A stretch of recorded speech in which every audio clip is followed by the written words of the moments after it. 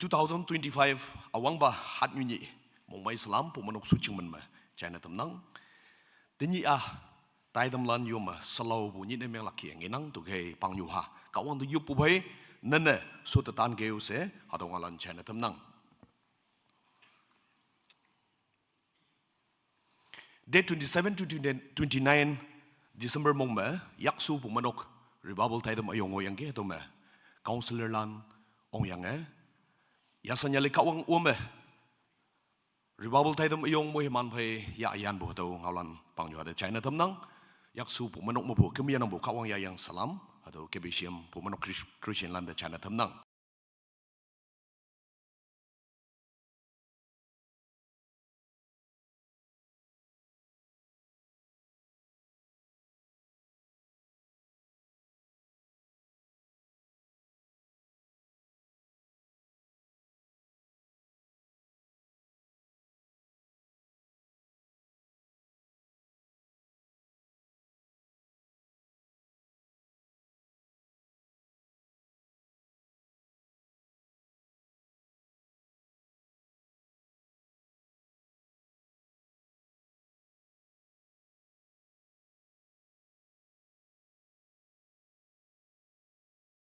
hat ni de meng lak taman bai China siang pong hai nya nau nan li ni wedding tai dam ngodang iman wedding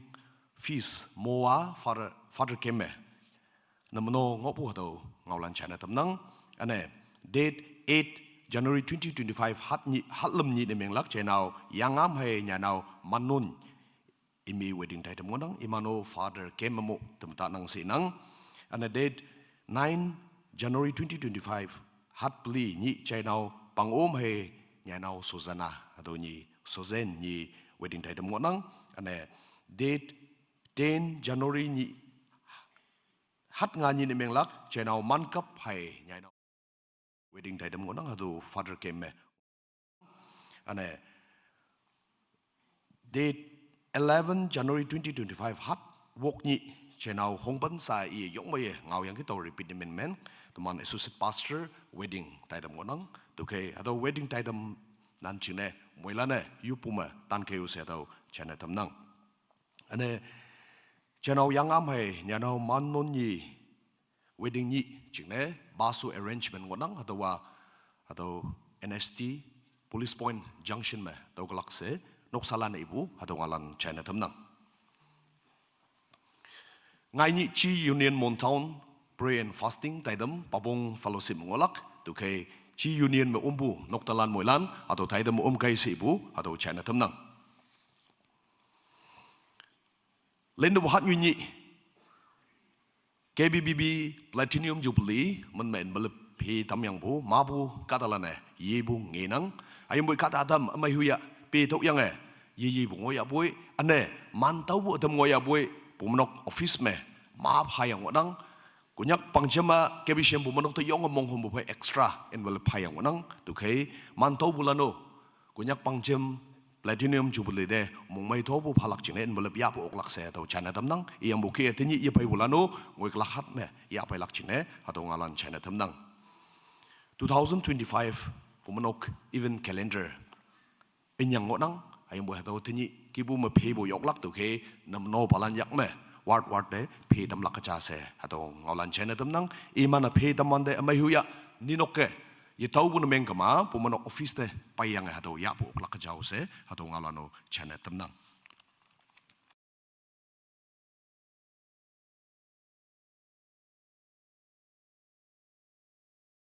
Baptist Church Mon Town Mission Board lane January likeng chine phana ya ne tambu taidem nia 11 January 2025 hipak 3:30 PM ngawmuk phana phabu ma mungchonga kawang so shandau awang ba koren apong panmuk aleng panmalam taidem hake ngonang church ma yalak chongyu nyuma teplu ngunying chawlai iyang yup laka paje wekong dikan lemma tobu sailak yup bulak pastor yup lak ngawmuk number chama January likeng ma langa tailak taidam lili chingna yup lak ni me 2025 wang beng ma leng lak mission tu show chingna yup lak lemme kebisiam mission kaso ala chingna lenga tailak chingna lam nyu ep tam ha se yup lak pli me mission tai sheng ngau ilak pai je na wang ex dikan nga me hemlok lak believers mission wok me kunyo laka chenau tiplu nokpang nit me tuite me khunge yop solak hake onang papong fellowship me chongpa chenau el apong chau lai ing yup laka nyuma nyulong tobu salak hay yupu wilak fellowship pastor yup lak ngau bak chake onang mission tai sheng ngau ilaka pai je hon kap chi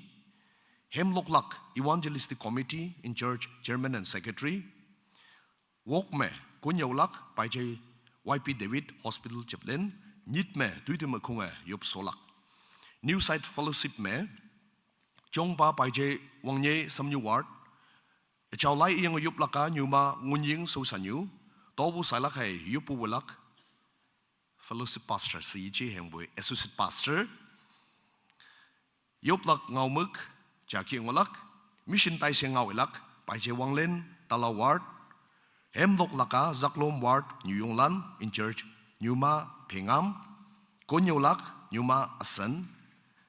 nit me tuite me khunga yup solak chingai fellowship me chongnyu nyuma thengli chau lai ing yup laka nyuma nyimin chan loisu tobu salak yupu welak associate pastor yup lak ngau muk chaki ngolak mission tai sheng ngau ilak pai je alang ex dikan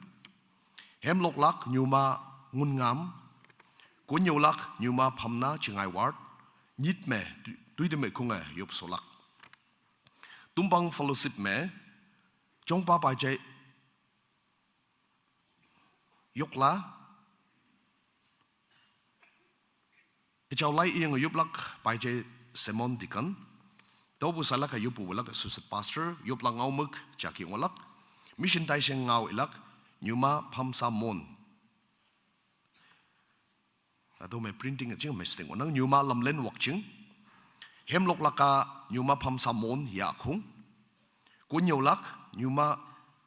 wallo so sanyu nit me tuiti me khunga yup solak singlak ngaulan me number cha me on 11 January 2025 ya mission board lane January likeng chine phana ya bu thaidam ngolak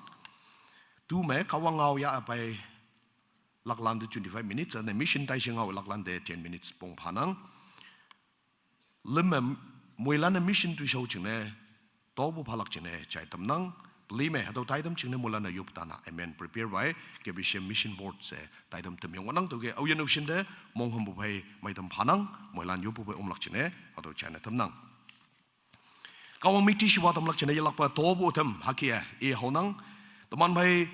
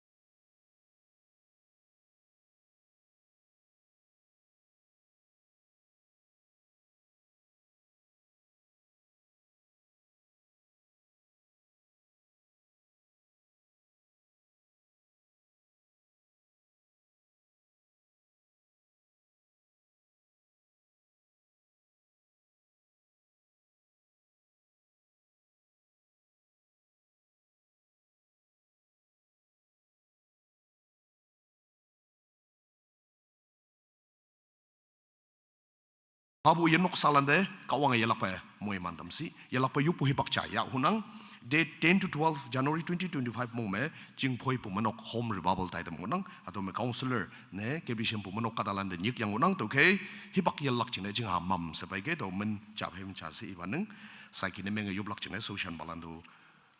nyomba wi social balandu tong tanang teman bhai pai che wakai kebishim counselor pai che aton kebishim counselor pai che khauba kebishim counselor pai che aman kebishim counselor nyai now mitron kebishim counselor nyuma ingwe sam new ward atolan iyang bukie counselor ne talak onang to ke iman chine yupu hibak chaya tamha social balano cham yong ke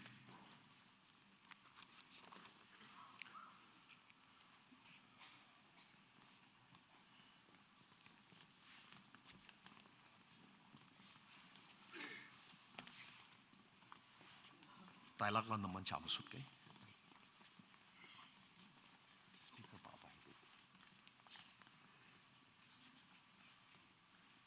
iman chine tuman moila na yupu ma chama iyang bukie 10 to 12 mo ma home revival tai dam yong onang to ke iman kem yong lak talak yelak chongalam chine yupu ma chama ane iman ayen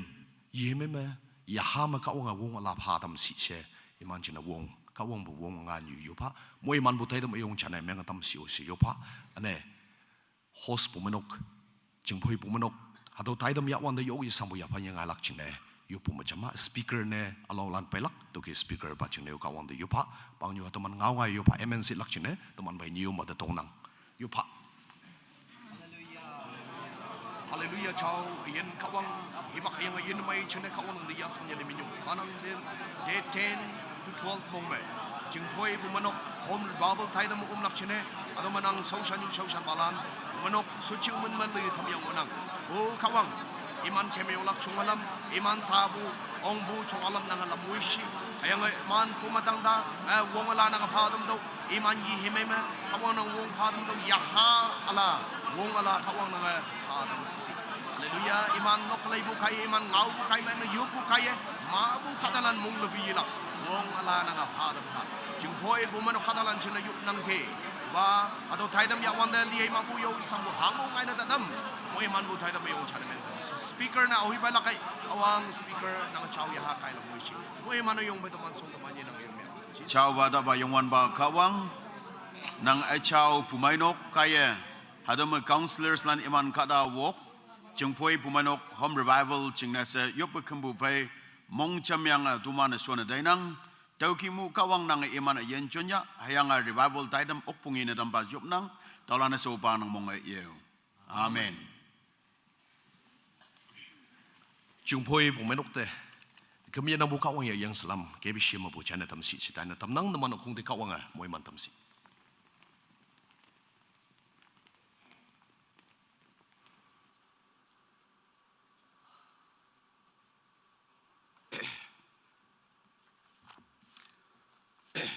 Jinde tuwe wang simpa angpu tenyi bu speaker apa anyo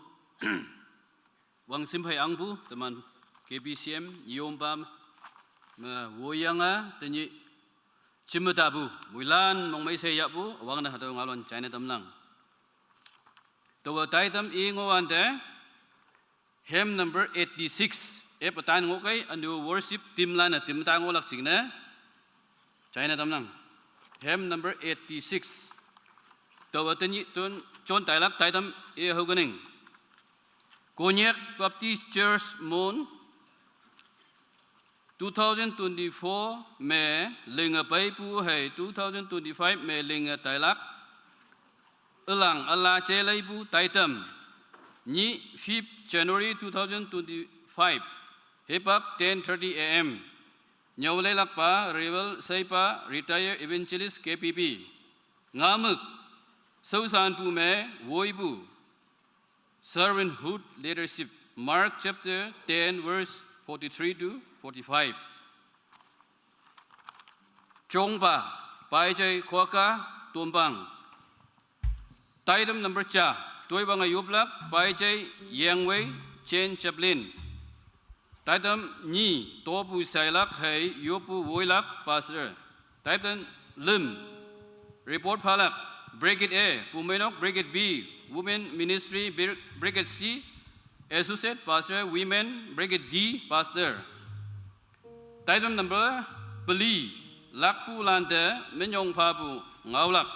Paijay, Pauloi, Tikon. Brigade Nga, Hemloklak, Brigade A, Hat Beli, Choir, Brigade B,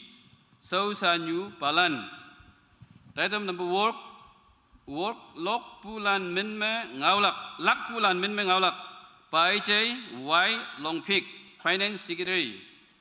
Item number Nyit, Alang Allah Chelelak, Pastor KPCM. Item number 3, Report Palak. Brigade A, Paijay Ahad, Associate Pastor Papong. Brigade B, Paijay Changi, Associate Pastor Tompang. Brigade C, Paijay Pumen, Associate Pastor Chingai. Brigade D, Paijay Mosa, Associate Pastor New Site.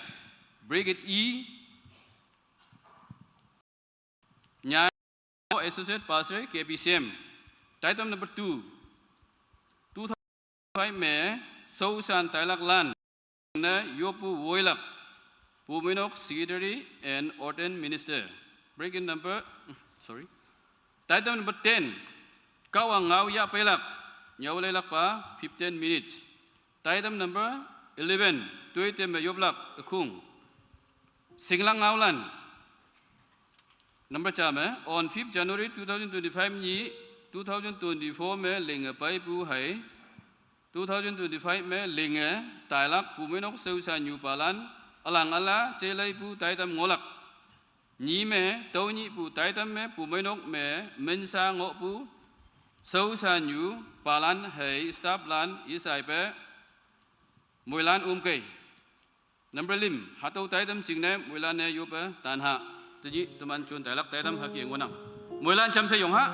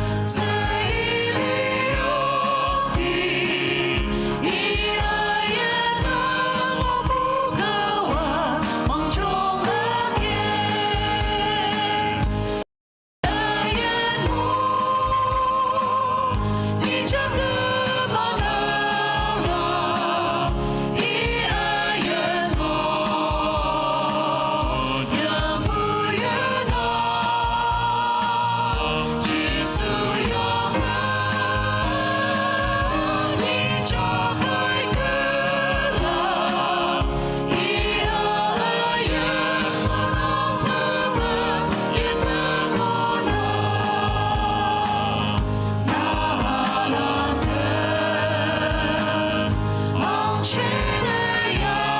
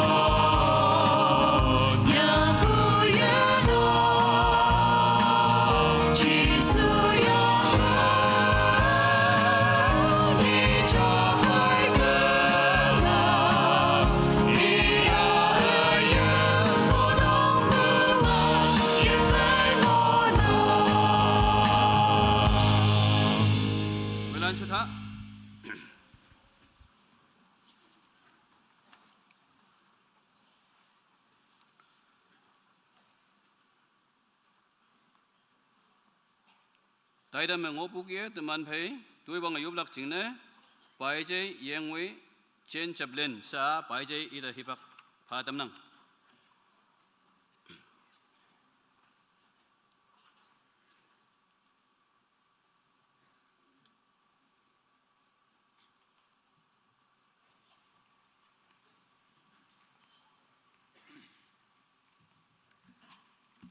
không ngờ mong mình vô tan man đấy bằng nhòa chúng nó tàu ngao ngay vô này vô phạ Hallelujah Hallelujahอาจารย์ว่าเย็นกวังแต่นับหัดว่าพี่ลังบูแต่ว่าน้ำซุยปากไม่ยันไม่จึงเนี่ยแต่มันมวยลานนั่งแต่มันยุ่งบุพาไปโอ้อาจารย์ว่าเย็นกวังทุกท่านตุนที่พอวังเปียงเรียนทำยังไงทีนี้อาจารย์ว่าทุกท่านตุนไฟวังเปียงวังบ้านนี้เก็บเสียมกัตลานเนี่ยนั่งแต่มันยุ่งพาอยู่เพื่อขึ้นมาขึ้นมาเอาสินเอาอินกัตลานแต่ว่าอยู่จึงจะชดตัวงอนังแต่มันมวยลันตั้งนั่งอาจารย์ยางานมองสกตัมบะให้ยังอันนี้นะเสตนี้ก็ต้องอยู่มาเจริญลิงบูดูชาวน้ำยังไงอันนี้วังเปียงนี่ของกิมุลีดีจึงเนี่ยนั่งแต่แต่มันมวยมันอยู่รักจึงเนี่ยทีนี้ต้องมาใจติมจ่าลิงอย่างงอนังแต่ใครยังเนี่ยจะทว่าใจติมแม่เลี้ยงยังไปวังเปียงแม่ลิงจนไปบุตรชาวสิมิลัมเพลีดีจึงเนี่ยนั่งแต่มียงพลักอันนี้วังเปียงลาแม่แกแม่ลิงใจรักจึงเนี่ยเสสิมิลัมเพของกิมุจึงเนี่ยนางบูมวยมันยาลักจึงเนี่ยนางแต่มวยมันอยู่รักจึงเนี่ยหาได้ว่าใจติมจ่าลิงอย่างงอนังแต่ใครจงบ่ามวยยังไงเอาสินเอายิงกัดลันเดปาดปีกพางงอนังมวยลานแต่ว่าจุชาวมันชนางอาจารย์ยางานมองตัวมันเป็นองค์ใหญ่สาธุมาคุ้งยังไงเลี้ยงจนใจบุสมิลัมเพของกิมุตัวชาวลิลิมนางงานลงไกสมัยบุบามแต่ว่าใจติมจนออกลังเนี่ยนางละมวยยงอภาโอเสนางบุงานวงอยู่โชมันมาชาวบ้านยังกงยักษ์ตะพันพายุป่วยตอนนั้นเสมุปานางมองไอโยอาเมน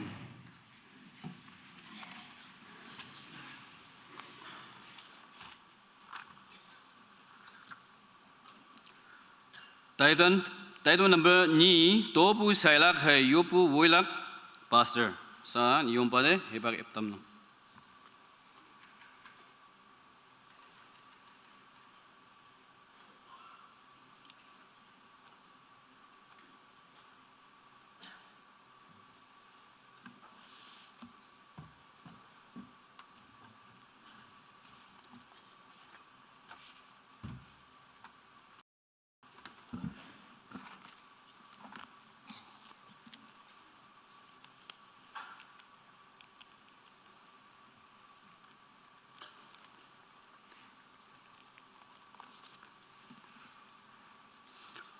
phúc pi lan me alek yanang ya boy hayang vuvung vu ma vulek yanga ya boy olip alek ahak yako ya boy hayang yimnyu lan me alek yanga ya boy ni khong kampu liya beyoy hayang mahu khoklan akyang na myang ya boy tau yang boy tau yalak pa hongli mong ong mong mailak hang ching na ima a yongwan pa kawang yanyi ba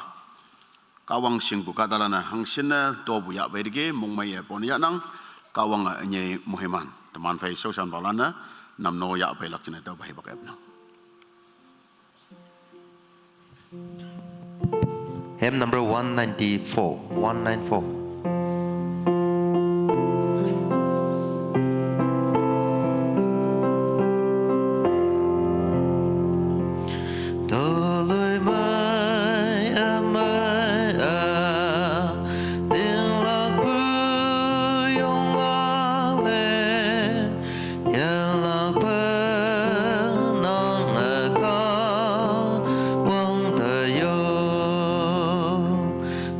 Young boy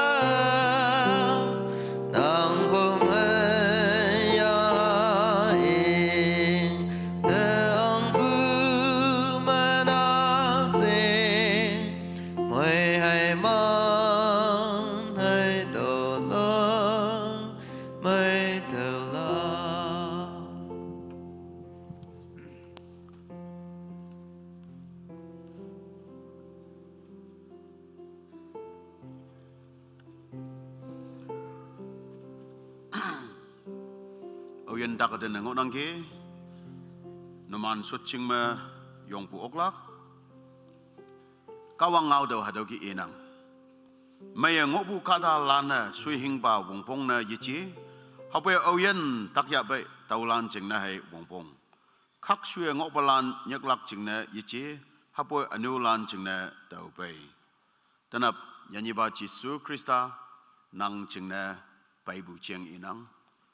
Tau kama anu sa yichi hayang boy tuman matak haden nongok nang. Hadau tak haden may damlak jing na se, may damlak pa yung man ba Jisu Krista bay ngok nang. Hayang anu kadalan yan lak jing na se, yanyi ba Jisu Krista bay ngok nang. So san balan tuman tak haden balan yung ngok bulan yi kau te tuman miha. Pang yu halan tuman tak haden balan jing na yoplak. Hayang ni sebuah ngau muk ma, temana tobu ya baibu, hanghe ngo ya bai hada bai, tening KBBB pli, wongpong mencon lang onang, hadau tidiket na menga. Hayang temana tobu ya baibu, panfong monglong pumai nok cing, kongkembu kawang yak tesema dema, teman cam sefan fayu pui bagya. Haleluya, haleluya, ciao ba atak ba yongwan ba kawang. Ada ba hebak amai, yan amai kawang nang amoy mana dampu. 2025 wang biang. Hayang ada ba awang ba hanyunyi. Kawang nang amoy mana damdike nang dayilak pa menyong fabot. Hayang tumana nang da panfong ma, monglong ma, ya apa ya. Ada acau liengchong da ya apa ya ang nang. Kawang hadau nang wongpong cingne, acau tuisau cingne, namno cona daime, apa ya acau kawang, nang menme cawa tamnang, hayang atau ba cona dawande, mabu ya halan mabu, nang song da woi bailak pane, nang acau angan wong umbungofa, hayang abu menok wongpong lili, hangyan ngoy abai, pong de yu namno oklak cingne, tau ba shihengin wangangoy dampa, au yan na shihengin me tobu padagi. Yan mok yan hama tobu padagi, hoyak lai hama tobu padagi. Sedang ma idau i kimbu moiman sokotamba. Haleluya wangdang kawang. Tenap tumana tobu ya apa ibu fai.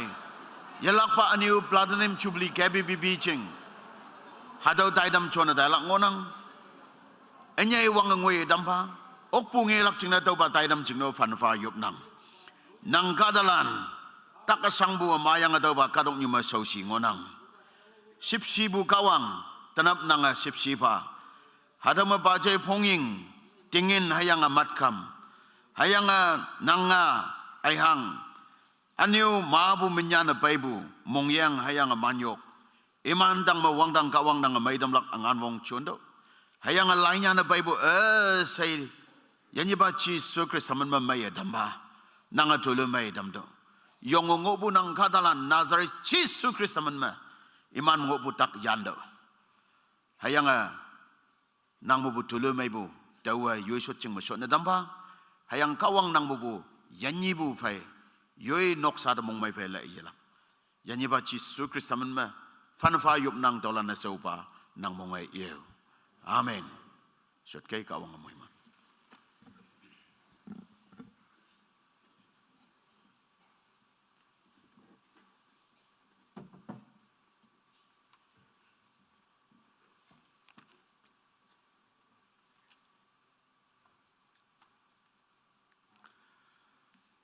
Yelak pe, taidam temu iha, taidam number lim. Report phalang ngonang, awang ne pumainok, ni sepume women ministry, lem sepume associate pastor women, peli sepume pastor. Iman report phalang ngonang tau khai iman jingne hipak cha phe ma cha se, phatam nang awang ne pumainok landa phanang.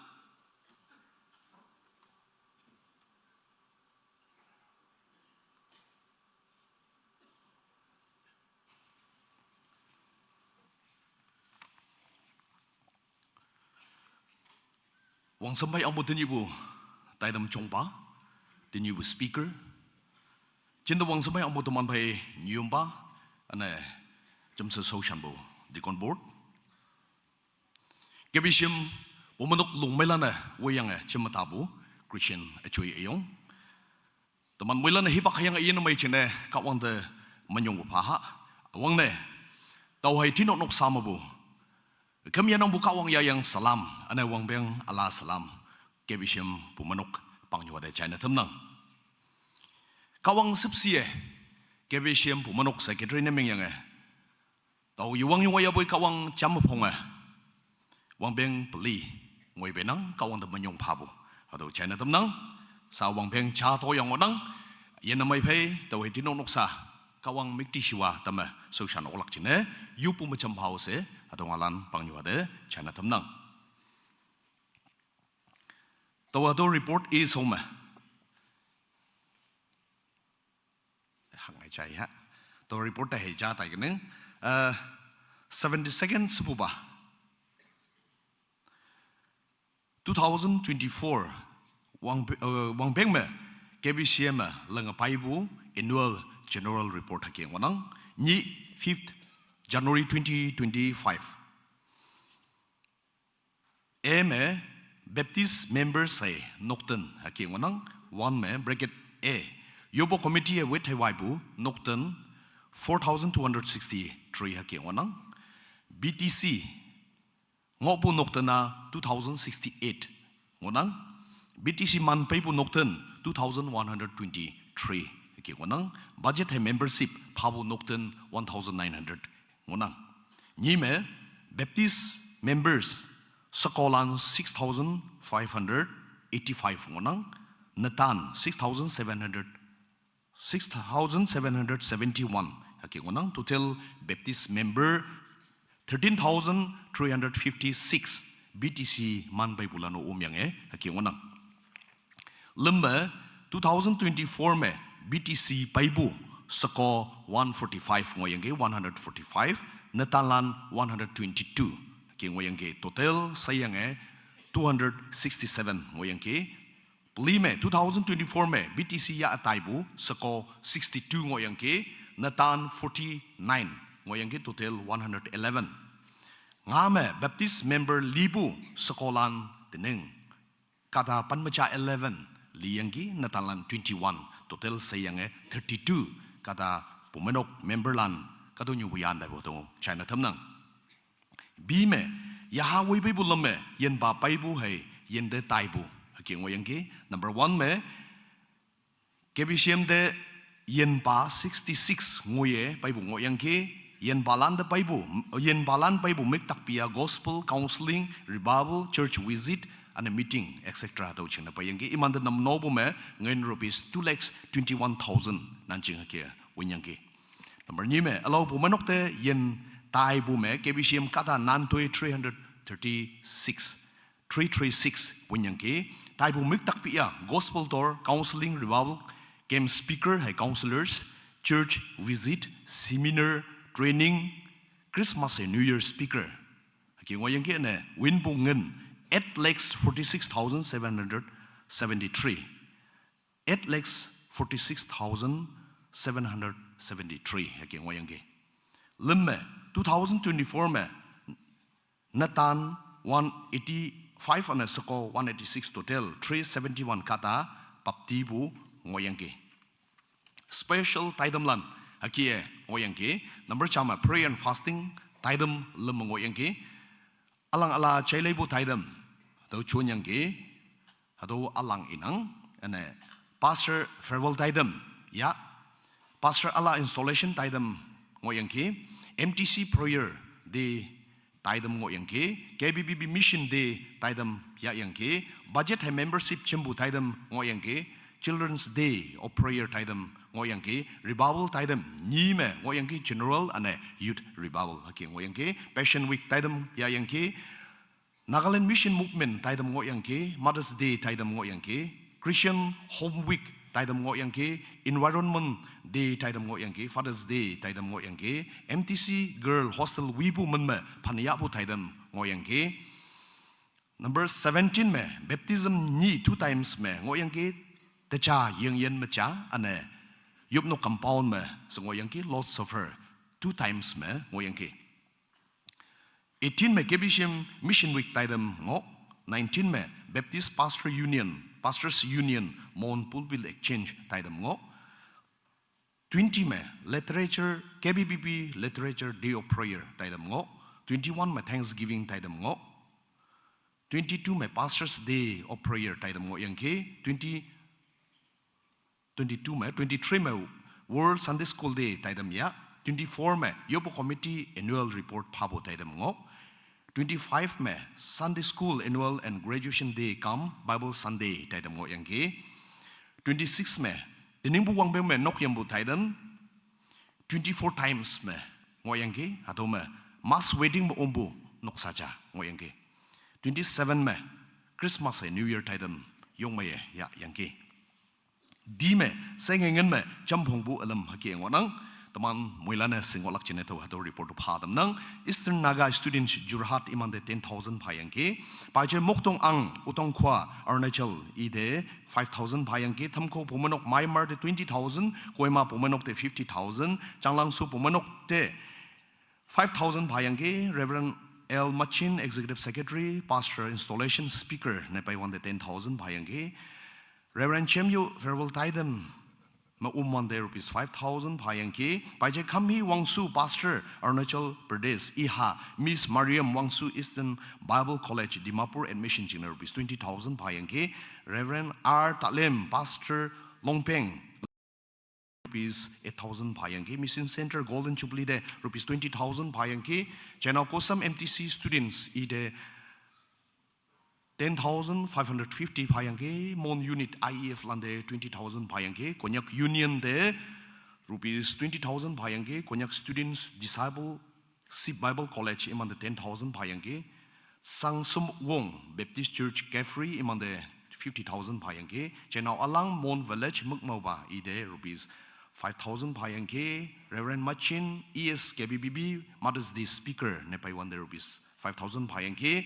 Mian Changli, Yupnok Wibude, Jambu rupees 30,000 Payange. Longlam Pumenok, Yupnok Wibude, Jambu rupees 50,000 Payange.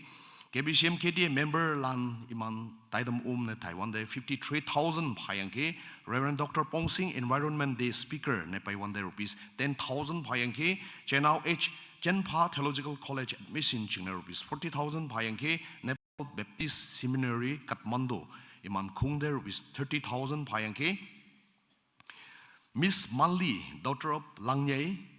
Pastor Sangyu Pumanok, MD Nyau Bude Champu rupees 22,000 Payange. Mr. Sengpong S. Kunyak, MTH second year ETC Nyau Bude 25,000 Pacham. KBBB Students Ministry Retreat Taidam Chingna rupees 20,000 Payange. Gurkha Baptist Church Mon Yupnok Wibude Champu rupees 1,50,000 Payange. Mission Week Taidam Speaker the 20,000 Payange. Konyak Baptist Fellowship Longleng Yupnok Wibude 1,00,000 Pa Chamyange. Mingyaksu Pumanok Youth Convention Host Manma rupees 30,000 Payange. Sanctum Baptist Church Mon the 10,000 Payange. Nokpan Pastor Hai Deacon Neither rupees 5,000 Payange. Nokpan Baptist Church Yupnok Wibude Champu rupees 1,00,000 Payange. Reverend Paiwang Literature Day Speaker Hai Iman Team de rupees 15,000 Payange. Thanksgiving Day Speaker de 10,000 Payange. Uting Yupnok Uting Pumanok Yupnok Wibude Champu rupees 2,00,000 Payange. Sengha Tangten Pumanok Yupnok Wibude Champu rupees 2,00,000 Payange. Nyanyu Pumanok Yupnok Wibude rupees 50,000 Payange. Puka pumanok yupnok wibu de chambu rupees 50,000 payanke. Wake IMM team de rupees 20,000 payanke. Pastors days taidam manme. Pastors, associate pastors hey hospital chaplain lande rupees 1,30,000 payanke. Paije chokop pastor nokpan de rupees 5,000 payanke. Prison ministry mon de rupees 10,000 payanke. ETC hostel wibude chambu rupees 2 lakhs payanke. ETC team de rupees 18,000 payanke. Jen wit new pumanok annual ngang tap host minme rupees 30,000 payanke. Retire evangelist KBBB hai 4 retired pastors lande rupees 18,000 payanke. Nokpan pastor hai dikan lande rupees 10,000 payanke. Wanching Students Union Platinum Jubilee manme rupees 10,000 payanke. Longting Pumano Golden Jubilee manme rupees 5,000 payanke. Janao Sipsi Missionary to Mongolia ide rupees 50,000 payanke. Kongan Pumano Platinum Jubilee manme rupees 20,000 payanke. Watching Pumano Platinum Jubilee there rupees 20,000 payanke. Kanmoy Pumano Myanmar imande pastor hedikan nide rupees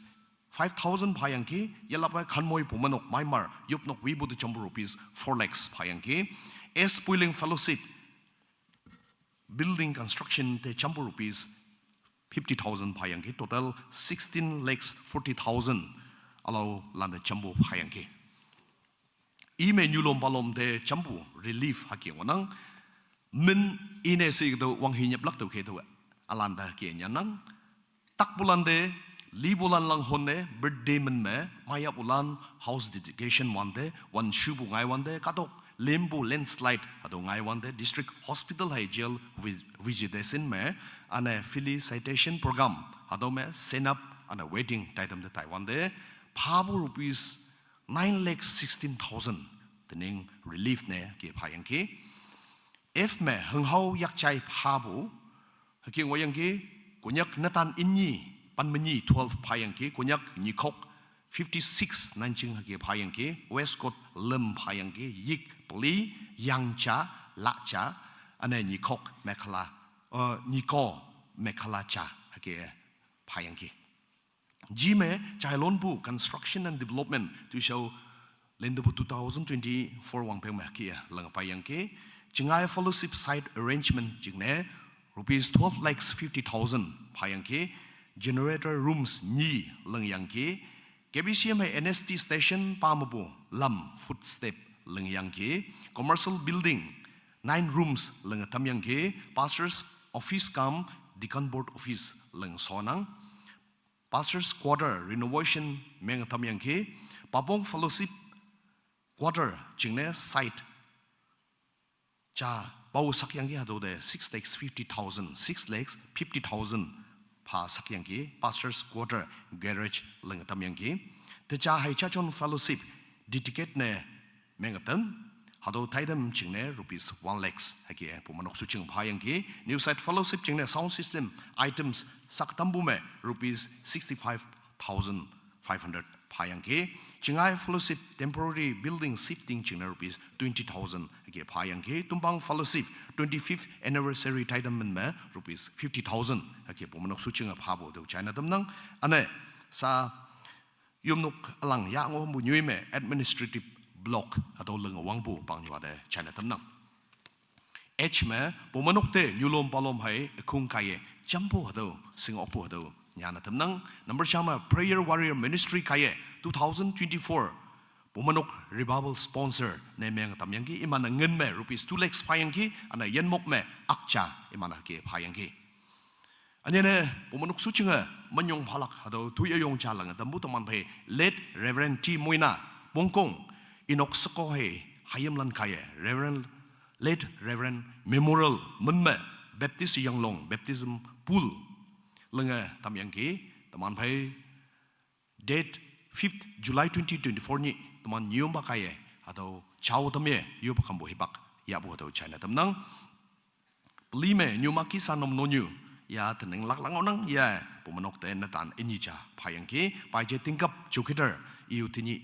lak langonang iu wal clock eyongja pumanok suching de phabu atau China tamnang aime mission tuition taman hake langa painang MTC girl hostel 30 rooms we akong wanga tainang tining 2025 wang biang mi yalak pe hado langa tailak ni me tamong fellowship te 20 benches alang hado pha tam yang ki lemme alau pu manok lande so shanne shon bulan number 1 me nya nauti somat associate pastor woman nagni mura pu manok mo nang nya nau ti atui associate pastor woman kunya baptist pu manok Jumukitima mangonang channel Monpai associate pastor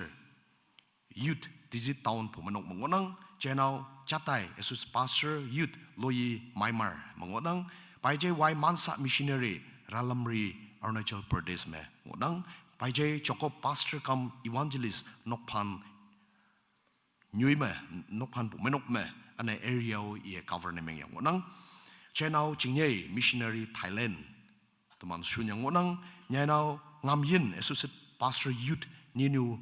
pumanok Arunachal Pradesh me wonang ane teman bai nyanau ngulem associate pastor woman na longkai pumanok ke inan yu wonang hatlamya date 8 January hatlamya soshan balan soshan yolana ya longkai pumanok te lengatok lak chine temengok pu hado ngaulano chane temnang KBC mission the sponsor ne mengpu nokten hai nyulom paloma 154 ngonang ane KBC mission the sponsor mengpu akunglan ado akunglana 17 ngobu hado china thamnang wokme sponsor mengpu hai chambulan number chama hospital chaplain the tumana sponsor hai ngonang scholarship habu kada 20 students ngonang bible students lande chambu full sponsor payang 8 students angnang mess fee hai phabo 14 students ngonang pastor evangelist home evangelist teachers lan kada panmini de tuman pumanok sponsor payang ngonang ane lainung area me pastor 20 de likeng ngan payang angbu hado chana tamnang jeme KBCM kaya mission tu shome maitam yapu mission field lana number chama waka area mission field Arunachal ngonang Indo Bhutan mission field ngonang Inachuli Assam border mission field ma maitam yanang lainung area mission field ma maitam yanang Nokpan area hai Ralamri me maitam yanang Karbi Anglong Miu akan jama teman mission tuileng nang Nokti mission association atau pangmatumana tuilenga tainang keme kebishim property adam akengyu ma kia e haunang yup nok ngonang fellowship te chacha chon ie saje fellowship ngane meng taigalak bus changonang Scorpio kari ngonang bolero kari changonang bolero pickup changonang scooty ngonang furnitures mangonang computer hai printer ni pong haki ngonang generator pli ngonang sound system with musical instrument wangai ngoi ngonang commercial building pli ngonang sokokung building ni ngonang staff quarters ngonang youth department site ngonang water boring well changonang projector ni ngonang with screen CCTV camera 16 nanching ngonang lead LED with cameras ngonang Syntex 200 liters ni ngonang 1000 liters ni ngonang 500 liters nit ngonang 200 liters ni ngonang dinner set ngonang camera ngonang inverter ngonang TV ngonang laptop ngonang transformer 500 kVA cha ngonang ane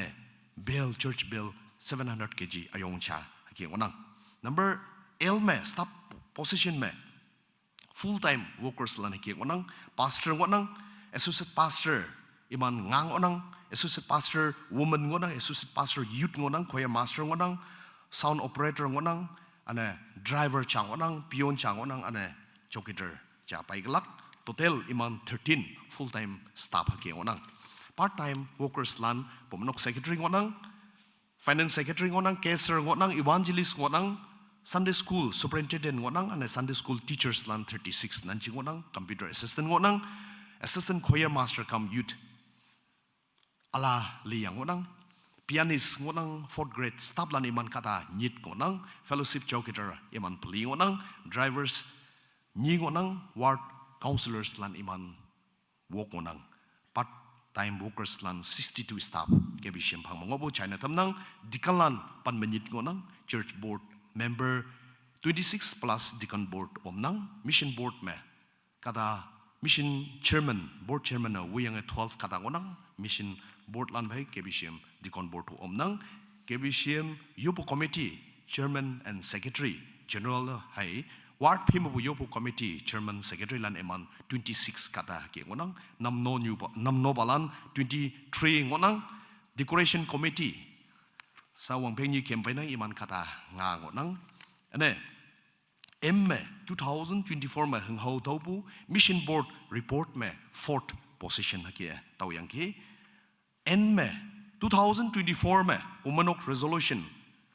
lenglak chine te mangobu hado khongkmu kawang sipsi kaya leng okpu pangnu hade hatong alan chena tamnang kawang KBCM pumanok yalakpe moiman tamba reported by Eljon Konyak secretary Konyak Baptist Church Montown kawang yalakpe moiman ba our report halan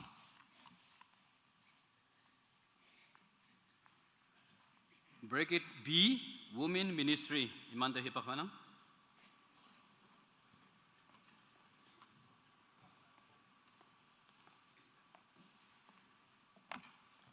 Mulan dinap me, awang ne tinok KBCM Women Ministry me po wang peng Allah salam. Naman mulan ne China tamnang, tapicam se tining Women Ministry a linglak ching ne se tempo resolution, tuisho anio taidam nini yoong maya ok linga show 2024 wang peng me hadawki show po, hadawa women pastor mo wayang po sa sanyulan, taman lingbu kay ok po yiche. Hayang boy KBCM pang mangopo sekolan inyu anyalan hayang simyu halan ocean numan jing contribution numan participation numan cooperation kaya hado ling pu tuisolan okpongonang tu kay nyulom palom numan moilande mong may yanang minyong panang anyo kawang yalak pa moy manatemshi sa report tailak 72nd Sepupa 2024 Konyak Baptist Church Mon Women Ministry Report, date 5th January 2025. Number cha 2024 Wangpeng May KBCM Nyong Sangtui 3,185 ngonangge. Number ni Taidam Lan ya anyocho na paibulan hagangonang. Number 1 Leaking May Awang Banap Date 1 Hat Taidam Ward-wise ya apenang. Number 2 Leaking my second week, hot clean up revival service ya apenang. Number 3, 22nd February 2024 nab wumnyuman nga widows oil ministry taidam ya yanki inyo chambu wumnyu lande hingaw payangi. Number 4, 8 March 2024 ni pumenok orientation taidam hay International Women's Day taidam me yanki. Number 5, 26 to 28 April 2024 mongme women ministry seminar ngo yanki again new rightful parenting. Number 6, 13 to 19 May 2024 Mongme, Christian Noksha Hatmong Taidam Yayanki. Number 7, 26 May 2024, Yaktui Handicraft Jambu Taidam Yayanki. Number 8, 16 June 2024, Father's Day Taidam Yayanki, Tuni Paibu Palan 1964 De Hingaw Paatam. Number 9, August September Leaking Mongme, Ward-wise Me Sales Day Ngoyanki. Number 10, Pumainok Mission Trimlay Me Omyangki. 11, 3rd October 2024, Baptist Women Union Montown Pulpit Exchange Ngoyanki. 12, 6th October 2024, Ni Ohasay Champu Taidam Yayanki. 13, 10th November 2024, Ni KBPP Women Ministry Mission Project Taidam Yayanki. 14, November Leaking Mongme Nocturne de Charity Box Mebu Ngin Sai Kemyanki. 15, 21st November 2024, Hatpli na Peleipu, Sakolan, Businesswoman Chingne Taidam Panaya Yanki. 16, 1st December 2024, Nap, Advent Christmas Hay Annual Day Taidam Yanki. 17, 2024 Wangpeng Me Baptist Women Union Montown Joint Fellowship Service, Walk 6 times Ngopumo Omyangi. 18, Nyawli Yupkambu Prayer and Fasting Halan Mango Yangi, Bracket A, 2nd January 2024, Pumenok Pengoyangi. Bracket B, 1st February 2024, Geneske Hay Women Ministry Sayangaya. Bracket C, 18th April 2024, NPCC 152 hours prayer me Omyangi. Bracket D, 18 July 2024, Ni Women Ministry Sahang Ngoyangi. Bracket 6, 19 July 2024, Baptist Women Union Montown Gen of Prayer Ngoyangi. Bracket 5, Bracket F, 14 August 2024 ni Women Ministry Lan Sahaya. Bracket G, 5th October 2024, KBPP hai KBCM calendar mangopu kiaya. 18. Chingo UP hai KBCM Fellowship Lande Visitation Camp Puhalan. Bracket A, Eugene Pumenok 17 February 2024. Bracket P, Lengyu Pumenok 21st February 2024. Bracket C, Puktong Pumenok 25th February 2024. Bracket D, Papong Fellowship 13th April 2024. Bracket E, New Site Fellowship 17 April 2024. Bracket F, Chingai Fellowship 20 April 2024. Bracket G, Tompong Fellowship 24 April 2024. 19. KBPP, KBCM, NPCC, Baptist Women Union Calendar Mangopu Hai Tembu Taitem Maitem Ya Payangi. 20 Civil Society Hai allow NGOs Lana Tembu Taitem Lan Meo Oma Payangi. Number 11, Montown Wankon Mong Malinga Paipu Hagangonang. Number 1, 31st March 2024 Nab Esther Sunrise Ngoyangi. Second, number 2, 7th June 2024, District Hospital Med Dakpalan de Yupu Ya Kemyangi and New Dakpalan 38 de Jambu Nien Payangi. Number 3, 21st June 2024 Ni District Jail Mon de Prayer and Counseling Tingna Ongyangi and New 29 inmates Lande Hahaying Namnotam Yangi. Number 4, 19 July 2024 Rehab and Crisis Intervention Center KPPB me Yupu Kampu Taitam Yangi and New Jampongpu Padam Nangi. Number 5, Pumenok de Women Ministry Office budget rupees 2,50,000 Payangi.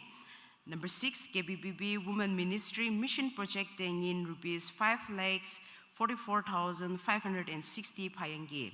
7, KBCM Sales Temebu KBPB Women Ministry de 2-person in rupees 4,080 Payangi. Number 8, KBPB Women Ministry de Champuhan Firewood Pickup Locha Payangi. Number 9, Baptist Women Union Monde membership rupees 3,500 and new talent share rupees 3,000 Payangi. Number 10,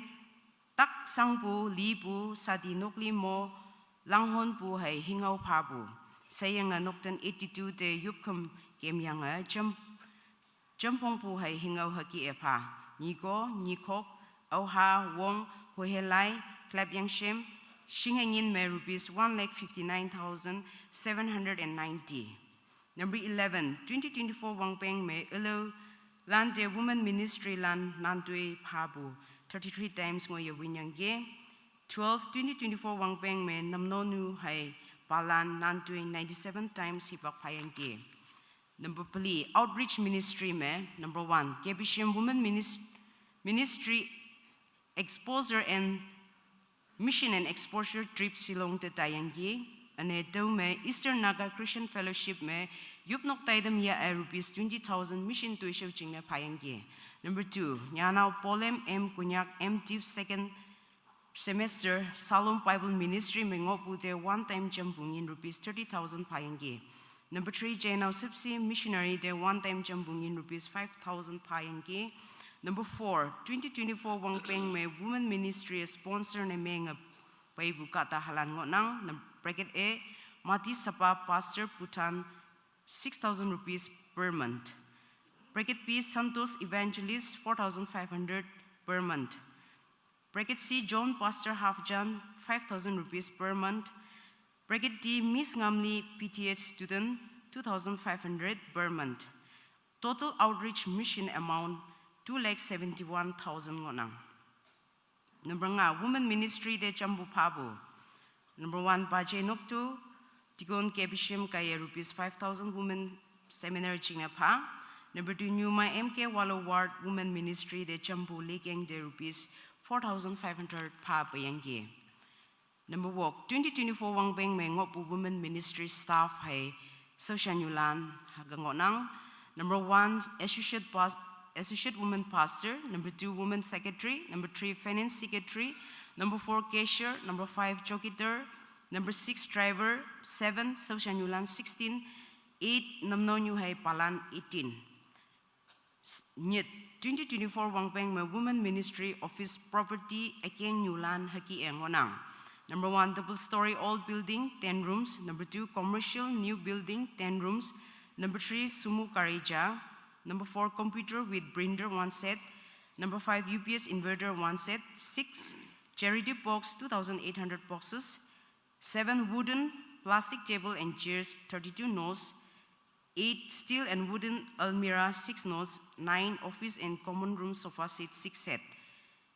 KBBB ngeng tap chanwet yu me jam 1 day hinghau halan me to yange. Number 1 me mission project amount me second to yange. Number 2 me general report me fourth position to yange. Report by Nyuma Pamlem Kunyak Women Secretary KBCM. Report halan wana.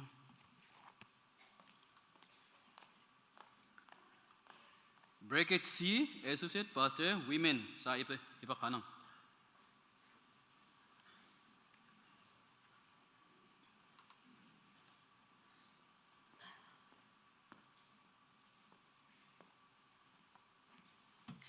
Hebak tu jang bukai ma address na menga tango ha hayang boy ajinga bu correction sa taman by women secretary ebukia ngamli ya PTH student ni jeba sa doctorate student ngonang anyo taman table jana menga e hange report pa hatau the speaker na taibu hai tawa akeng yuma elak report of the year 2024 associate pastor women taman 2024 Wang Beng ma Thursday had clean up the assignment bunya 52 times ngoyang ke hayang boy tawa 42 times ma taw ombu anyo station ma yung awan the pumanokin ke manda in charges lan ang yang iman ya baibu hat nga lep e takpalan the condition de layang taman sko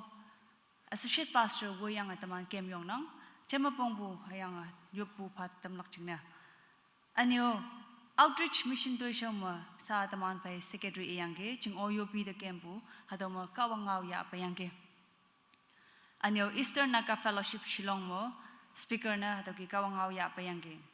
nan yamwan the papulan youth ministry outreach ma Mon Village Baptist Church mo kawangau ya payange anyo youth mission project daidam ma Papong Fellowship mo kawangau ya payange anyo mission Portland na April lekeng jing na pana ya pu taitam ma kawangau ya payange KBCM yopu committee half yearly taitam ma kawangau ya payange anyo prayer home lana nan yuan the panang atau the special occasion ma akape prayer home foundation kawangau ya payange soul winning ministry pre Christmas celebration ma kawangau ya payange anyo angels lan hadamo wongbong na mayang buda hebak pa painang John 3:16 atau child dedicatory prayer hayem na chau tama alo new bada pai ba atau yopu ya yang ke Mon Film Festival ma first ever Mon Film Festival atau dedicatory prayer akong wang yop tam yang ke fashion show mon atau mo akong wang yop tam yang ke sa taman bai home mission ma taman lenga pai bu Widows Oil Ministry atau wanang business lingbu sekolanda hat nyui de ngoi yok puching na hat clean up cha ya yang iman pai ko nyau ngau la ya kawangau ma tamhan bu yang ke personal care and counseling child da dai bu yang iman pai one by one iman inter atau counseling ya yang ke awanda taman sa secretary ibu kata halan ngopu anyo taman pai fellowship ya champong bu hai relief pa bu atau mo child da Taiwan da kunyau ngau lai tam yang ke district hospital mo atau ke kunyau ngau lo tam yang ke rehab center mo ka ngau ya pa yang ke home visitation taman takpalan 70 plus takpalan ngo yang ke atau da relief hai chama pongpu pa yang ke wongbong na meng pu ki pumenok to shaulan lili ma o ma painang na pu chaw tama nan yamwan da nan panang Women Pastor Conference Koima anyo Associate Pastor Women Seminar Timapur Taulan Kongkamuto Ompayange reported by T Motion Associate Pastor Women KBCM. Thank you. Bracket D, Pastor Nyumba, ide hepakanang.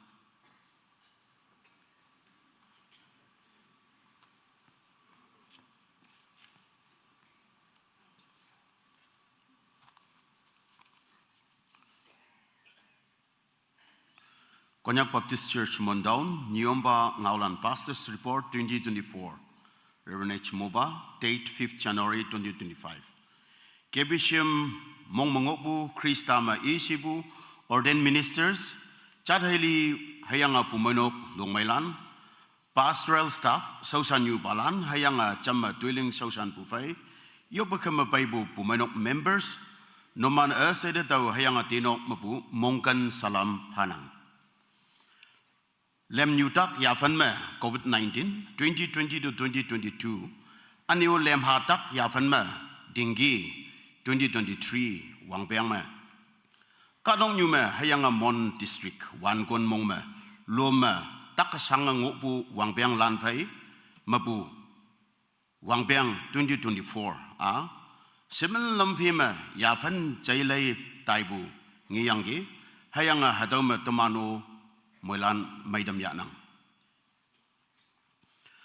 haga sabnyek pu hibak chama tau hai tinok kebisiam ma noman fai nyom bana ngolak chingna 28 January 2024 KBBB kaya installation ya tambu kia pumanok tui he ngau hai nyom pu tui show ma yong maya collaboration fa taman chama tuiling sausana taibu da kebisiam noksa hai members asaida menyong bufanang yalak pa menyong fabu ngaulan ma akung hai nyulom balom mabu paya kebisiam nyomba nokta kan bu hawa kohima mabu ongbu tinok anbona ya yop dambu chingna tinok menma hayanga kebisiam shotching menma o menyong fabu ngau chai damnang kawanga yalak pa moimansi kawang da ating lakpu fai hayanga e sausang lak chingna lebu tikon board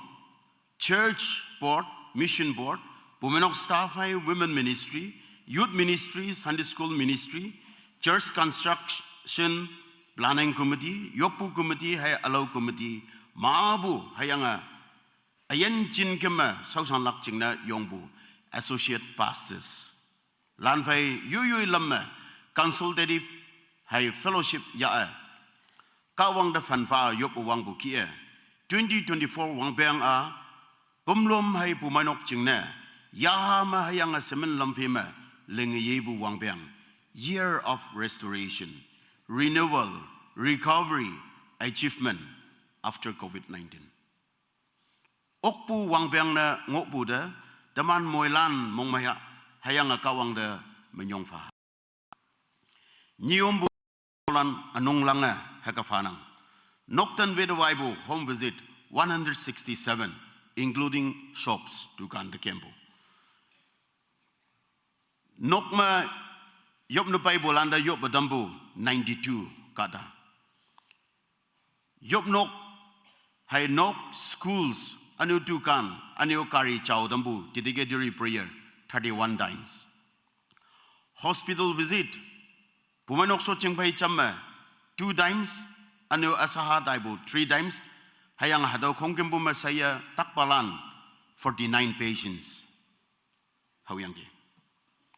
jail kapnok ta daibu jail visit ma 2 times tayangge taman pumanok ma anu holy engagement namno dambu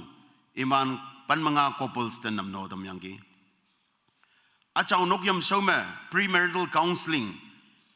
19 couples te 38 hours ya iman vai closed door counseling phabu ngoyangi achaw nokyam bu daidam wedding 24 couples tening ngopu yoma 19 weddings taw minister na myanga tampu ngoyangi baptism tacha yangyen ma 20 July 2024 ma baptibu natan 164 Soko 175, saya 339 ngoyangi. Ako 17 ma anyo church baptism pool ma baptibu natan tamaja Soko panmaja saya 32. Kongkimbu 2024 wangpeng ma baptibu 371 ngoyangi. Yongwan ba mo Lord Supper habu 3 times Easter Sunday ma anyo baptism ni ma yakwanda tau ma hayangi. Namnobu ngoyangi. Minwinbu Namnobu 11 May makada tamalim 17 July makada tamanga 31st Akosma kadatat 9 October me kada panmanyi 4 December me kada panmatu kada saya kongembu saya 104 menbena dambu namnobu ngok yangge menyibu 1 May me kada panmanyi 20 July me kada taban 31 August me kada tamabli 4 December me 26 kada saya 92 menyi dambu ngok yangge Naha bubu hadawa as per the Women Ministry report. Iman mabu yu yabu. Abu Nadan 143, Soko 113, saya 261. Bubu ngoyangi. Libu Soko Panmaja, Nadan Tamaja, saya 31. Libu ngoyangi. Tau yoma federal tau kandang namyangbu kada panmatu. Tau bulana teman pai fellowship pastors lan kaya namno tamyangge. Churches fellowship with the waibu kucing pumainok ane teman mong mabua pabong fellowship tumbang fellowship cingai fellowship ane new site fellowship hadawa iman building yopunyo ichailebu the work at the wonder with waiu om suyangge. Jubilee daidam ma ombu Mission Center Golden Jubilee me, Wanjing me, Kongan me, Wakching, Hadau Platinum Jubilee me omyangi. KBBB ha NBCC and other meetings conference me. 23 to 25 February NMM Harvest Conference Timabrum omyangi. 19 to 21 April KBB Pastors Conference Mission Center omyangi. 1 to 3 May KBB Mission Consultation Mission Center omyangi. 17 to 19 May KTA Yakshu omyangi. 19 October Seminar on Mental Health Care to Insang Omyange. 6 to 8 December KBB Bingyangtip Chanvatnyum Omyange. Mission Field Visit Haimeka Church Store. 29 to 30 April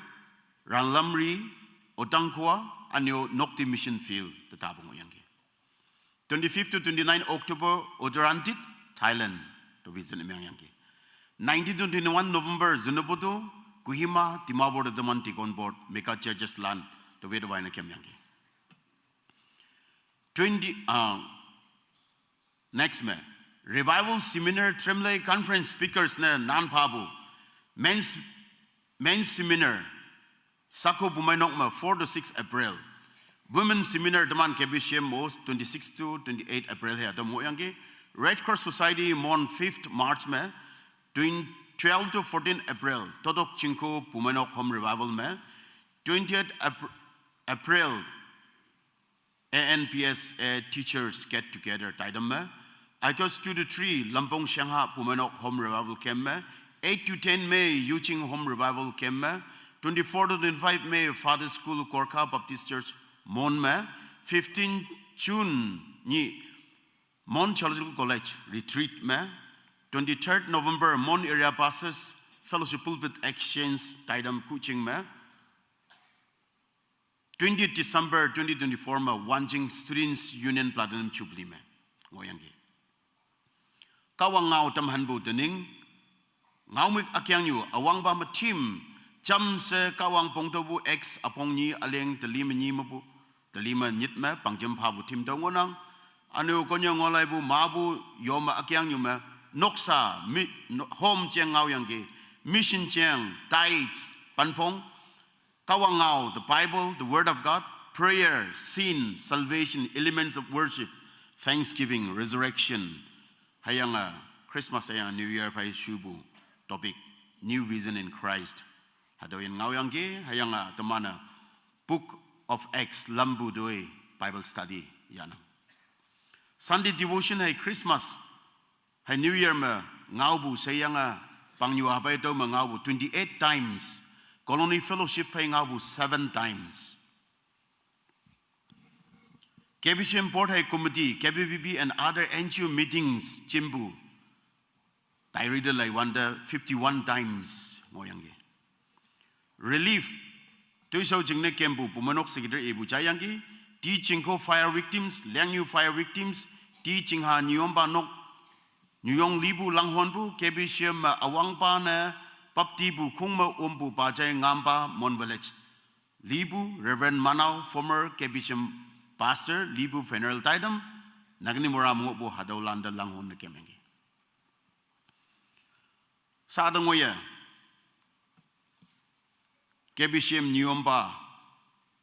noksada support na miyangbu nyulom balom hayanga akung hayanga individual de yong menyong panang mondo ong pai de pai bu pai tinyi de ngoi bu mong me wong saklak chance ado hoyak lai ba saklak chance jingai anu hat nyu lepie alam ja sema alam ja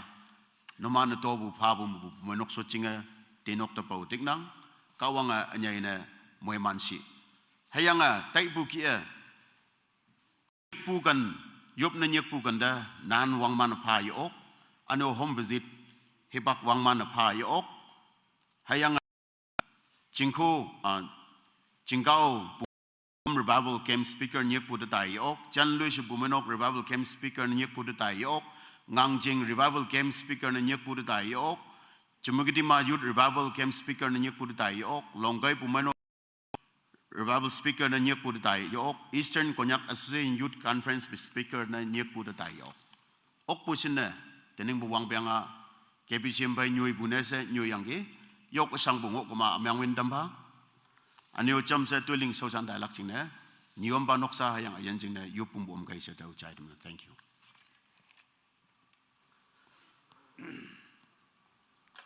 Item number peli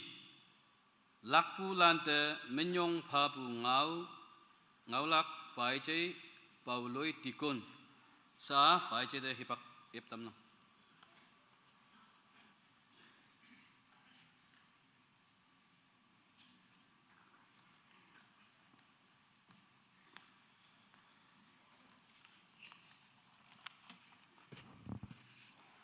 또 일시대부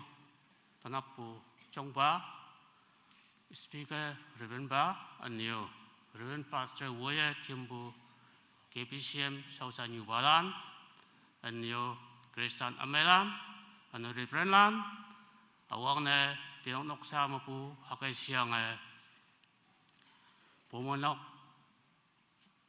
Chutking Mapu Wangpeng Alas Salam Jimpu Moilan Da Awang ne Chine Tamnang Teni Lakpu Te Pumenok Min Yong Palak Jinese To Yong Tenung Bu Amuang Bu 2024 Ngoye Lakpu Iman Sausan Tulung Sausan Apai Bu Kata Pumenok Me Kata Tu Ngoye Ngonang Anio Women Ministry me kata i ngonang, Youth Ministry me kata nyit ngonang.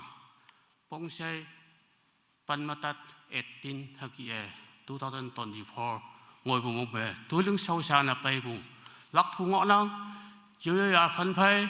dưới tem anh can đi xin phê lắc cái tai bù hà tàu ở ngoài trái này tầm nang anh nhớ này hà tàu yom này hip hop lâu lưng này whole time worker này tôi lưng ở bay bù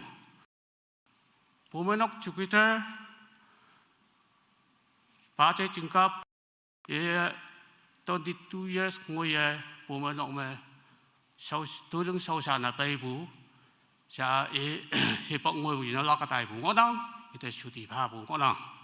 anh yêu ba trái white long pack finance secretary Wang Peng ban mấy nhị bố mẹ nông mẹ yếm nóc quý quan tiêu họ tao sang xí mẹ finance account xí lần phi à bông tàu bố cả ta xí yang government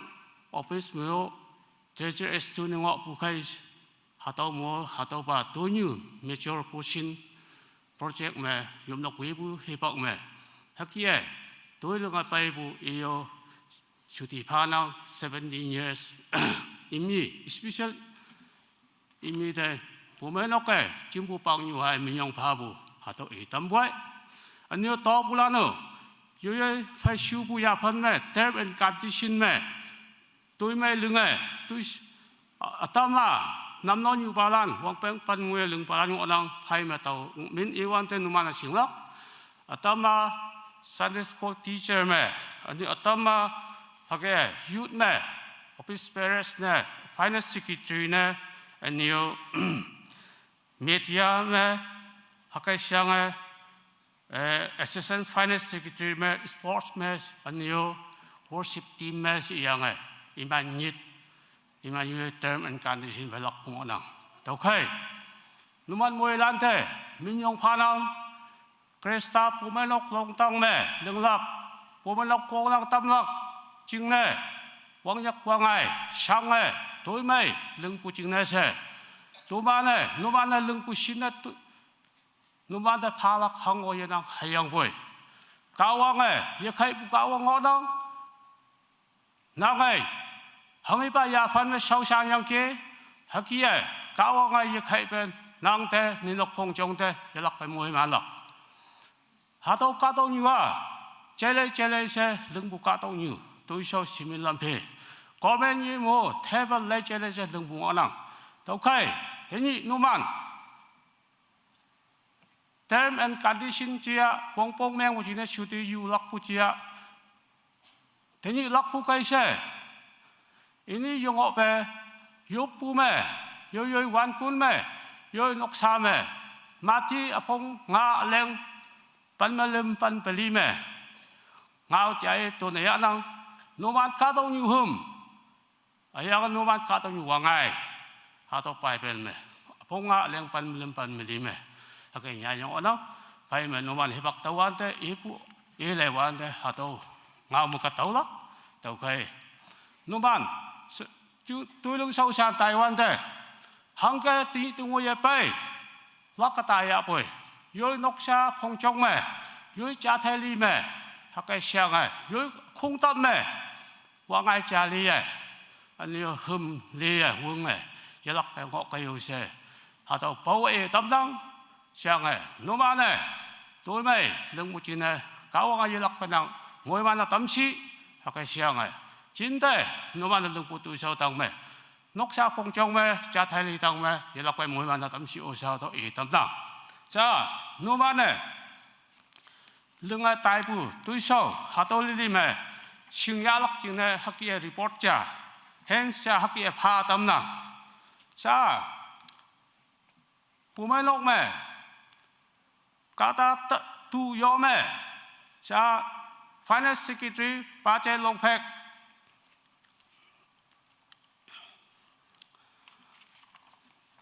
바제 롱팩 Finance Secretary year 2008 to 2024, 17 years year 2000. Annual budget tingkap Secretary year 2003 to 2024, 22 years year 2000. Annual budget konyam Yupuk Committee Secretary Papong 2018 to 24, 7 years year Yupuk Committee Secretary ne Papong lengyangge. Budget SJLA Namnova 2015 to 24, 10 years sekiling yang Budget L Yongpa Namnova 2015 to 2024, 10 years sekiling yang Anu Budget Mangam Namnova 2015 to 24, 10 years sekiling Namnova 2000 yang Anu Sunday school teacher me Numa Mongam Sunday school teacher 2023-24, 2 years sekiling yang Numa Nilai Sunday school teacher 2022-24, 3 years sekiling yang Jainau Teplo Nanwang Sunday school teacher 2022-24, 3 years sekiling yang Sa Bime Women Ministry me Numa Ihang Namno New 2015-24, 10 years Lengyangge. Anu Numa Kisa Namno New 2015-2024, 10 years Women Ministry me Namno New 이게 슈디 바부와 왕광pan pong Lengyang 슈디 바부 거나. 자 number C me Youth Ministry me number 3 me Jainau Tingtok Finance Secretary me 2020 to 21. Anyo, emu media secretary me 2022 to 23. Vice President me 2024. Saya 5 years sekian. Tôi sau đường apa yang ke. Anyo, napranyi me. Nhà nào Salem, Assistant Finance Secretary 2023-24, 2 years. Anyo, China Long Ang, Sports Secretary 2022-24, 5 years sekian yang ke. Ano, 3 years. Yes, 3 years. Ano, China Reiki Worship Team 20-24, 5 years. Ano, China Pangwao Worship Team 21-24, 4 years. China Ichim Anghalim Worship Team 2019-24, 6 years. China Itom Worship Team 2024, 1 years. Hakia Umenok me Min Sha Tampu Monghame Numan Moilan Yonga Mong Pai Tui me lưng yang e Pumelok yin ang lok ching ne se hang shin tu me lưng yang ki Numan de Pumelok pe Haja Pan Pen Ye Bu KPCM member lan e Numan Moilan de Min Yong Pa Bu Numan lưng yang bu tui me ching ne Jin de Kawang Ji Pi be Nang apo kan ngo lok kai ngo pu nyu me hum kia wong e Anyo nang apo me so tia bai tau kan ma wa ngai ti yang e hi pak khwe me yo pak khung bu me Anyo hi pak phi me bu me lok pong te yu e ha ki ngo kai yo se no ma de tu me lung bu ji min yong phai mong mai pu ngao so ko noi ha to e bu me lok min ha to e tam pe min yong pha nang. Thank you.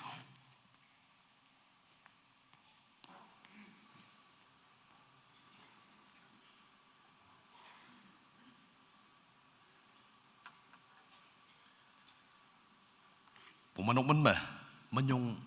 pabo ngau I temu pada jambu na to hebak yalak china to yonang manyong pabo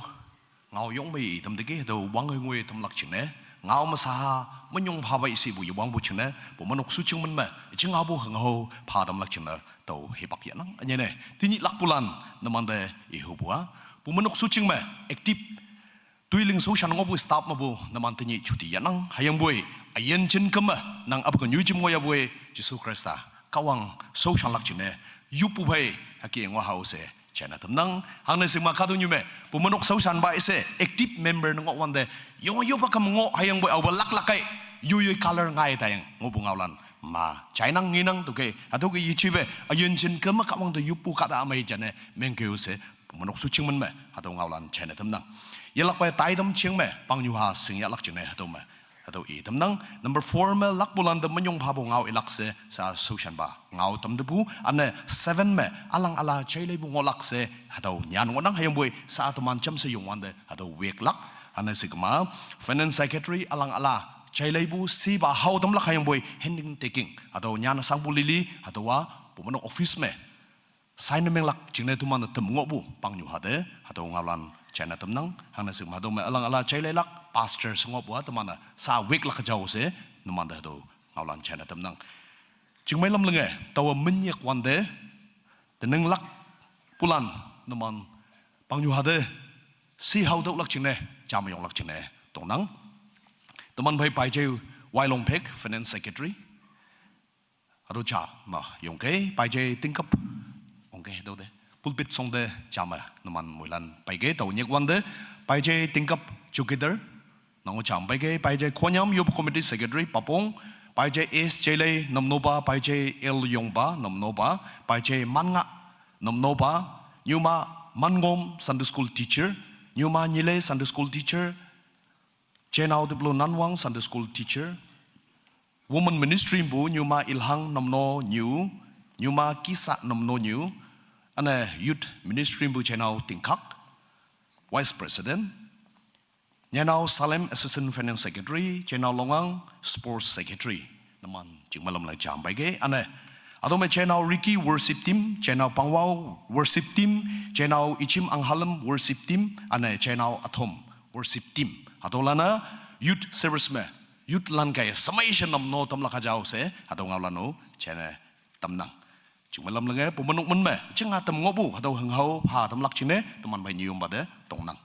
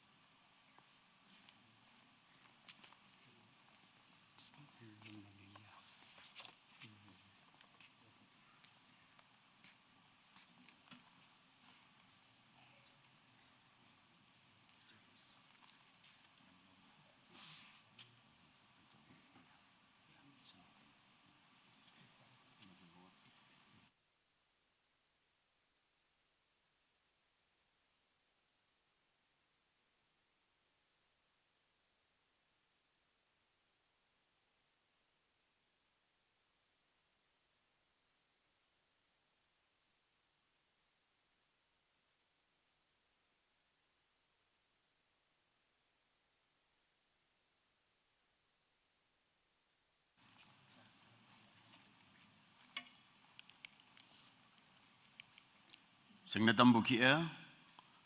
ยักจงเชลบุไฟล์สมิลลัมเพีย finance ที่คนปดมันนำโนลักตัวเมเดอร์ยังไปอาลาลันจริงเนี่ยผู้มันนกสิกรีบุยลักนังนังยุบปูอาลาลันจริงเนี่ยเสาสันได้ลักลันจริงเนี่ยยังไปตัวมาลักลันจริงเนี่ยยุบปูจ้าหาตัวกี้อย่าตั้มลักเอาเงินชบนี่ยาไปงวยนกปูบ้านางอาจจะเงินชบนี่ไปยักจงนั่นตั้มไหลหูตัวนี่เป้าเก่าตัวยังกี้นกปูบ้าว่าดีไม่ดีกี้ไม่ให้ยังมองเห็นบูเสาสันป่าอาจจะหาบูตัวมานางมองเห็นบูเขายังกี้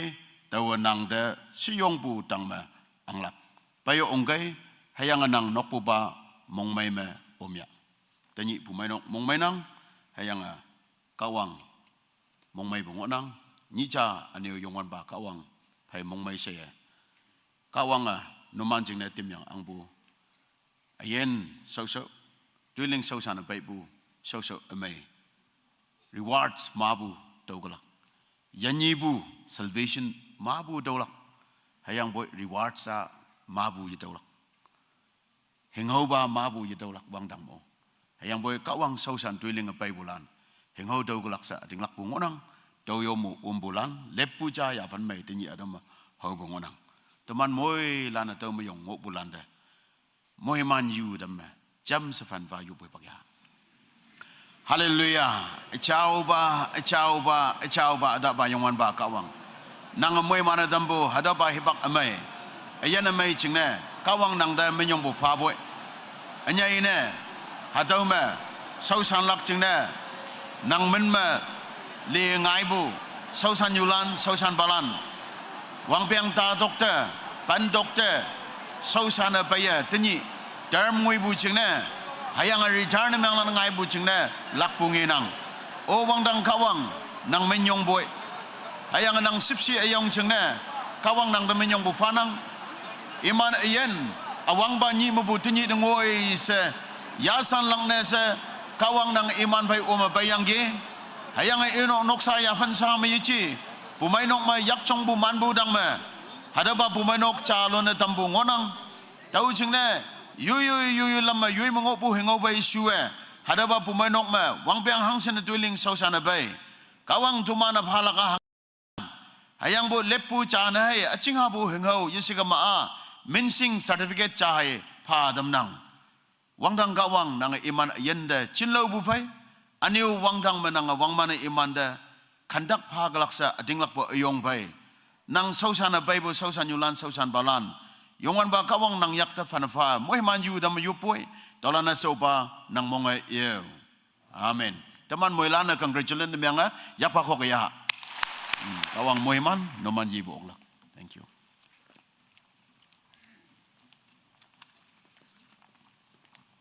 ตัวเฮงเอาอยู่ตัวบุกี้งี้บุญยายุด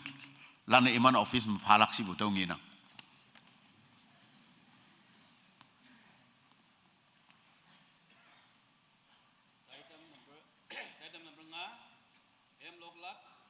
Brigade A Hat Pali Choir Brigade B Sausanyu Balan Sa Imante Hipak Epatam Nang Chap Heme Cha Se Lolak Jingne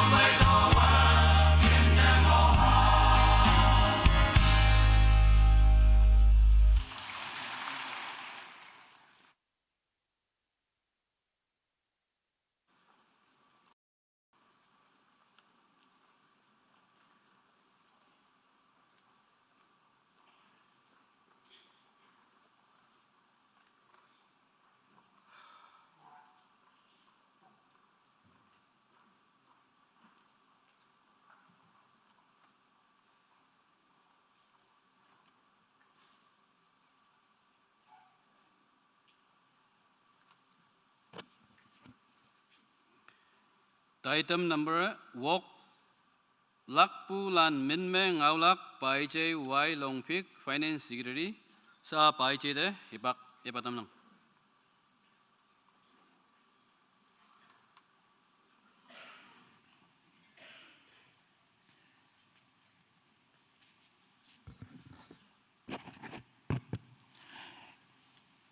Isibu tinibu tadam jongba ane speaker ane chunda dawa yilo angbu Reverend Yomba ane tikon board tawe jamsa tinibu tadam omlak jana paibu kibisim kresana mailan taw khu eji yaboy hami esem yonggulan mu i jaibu taw 2008 January mà finance secretary đó mình cái sẽ nung meeting của mình đi làm bây giờ Europe đâu đó phải vàng bèng ban chung này finance secretary đó mình sẽ bu hay không boy lương trang lương bu tuổi số man số bên nặng à yên lắc lắc vàng bèng à chung này extend mình finance sẽ 2017 lắc ha sẽ bu không boy vàng bèng à bao 2022 lắc lắc chung này Vang bang apa utam? Apa 2022 ngồi à bay? Lắc lắc chừng là lại nhàn phá sĩ bù hàng boy. Yom nó có bia số cái hàng boy cháu sa mà nó tới cái. Thì cái sinh hi bác trong ngồi à nặng sáng học cái gì mu. Vang bang y bao ba đó ba. Vang bang y chấm ngõ viên bù 2024. Ở đó mà cái số bay nắng. Vang bang ban minit mong da sâu san pai bu chang election na vang bang da minit cha cha ya minit ban minit tàu ngao lắc đâu coi akung bang như vậy finance secretary mang yang ấy đi bác phá đâu da cái bác lâu ya sẽ mong mang cái thế election na sâu tan ngao ấy tâm năng 2008 2009 mong mà finance secretary na pai ban da Tini hakangat sipa chaluan na wangangoy muksama ka phi lang ngai ka laksa muksama yate hado ru isen bu kibisim na hado ngoyang ki Christmas New Year wanda tamma phong bu the utisiam lai wanda 3700 4000 bangba ngoyang ki sai sipu ma Devotional service mà Queens, Nayapan, Nayata, Atuli hiki, ngkaucha, hasin na payang đâu đó, okpalang na 10 rupees, 20 rupees pabu, đâu bong say every offering, hanyu ni pay bua 11,000, 12,000, hay income na ka pay bu, term jam finance secretary na lương ở bây bố hàng bơi móc sẽ bị luôn đó ở chú mà tức rằng lâu gió đó mà phun bù kia bị xem mà gió mà trả luôn bù trả ở bên 2003 Wang bang mà nạc lên mà NBC rolling bay van đó Minister, Chief Minister, covers funds yang hado loan bay wanda kari pempong sak hadam kari sak yang yopu hibak ya te wanda mong mai bu phabu ten do mong mai tan la si ha tau ki bua wang piang 2003 4 5 ma ya ong cha loan bay bu hado temanda income ayong chan myang yang o se nghe bên nắng tôi tốt tế cha cha phải tây với bù kia kia bị xem mà hắc ba lông bà lan này sinh anh nghe na nhớ ông phải à xong anh đây vang beng lấy kyang cha income xin này tiếng là pa hát hát như cha hát mong cha income bên nắng 2008 2009 mà vâng lấy kyang cha income mà 50-60,000 này ngồi ăn cái offering mà hàng bồi mình nghĩ mấy mấy tụi mình phải Wang Piang Allah hey Christmas mà collection offering sama 5 lakh nhảy bay bù tông như này nhớ ông cao ông thì mới nhong phai thấy bay lương yang bù tôi sâu sớm mình làm việc không cái môi trường này dùng ăn bắt được man mồi lan mới nhong phai ha sa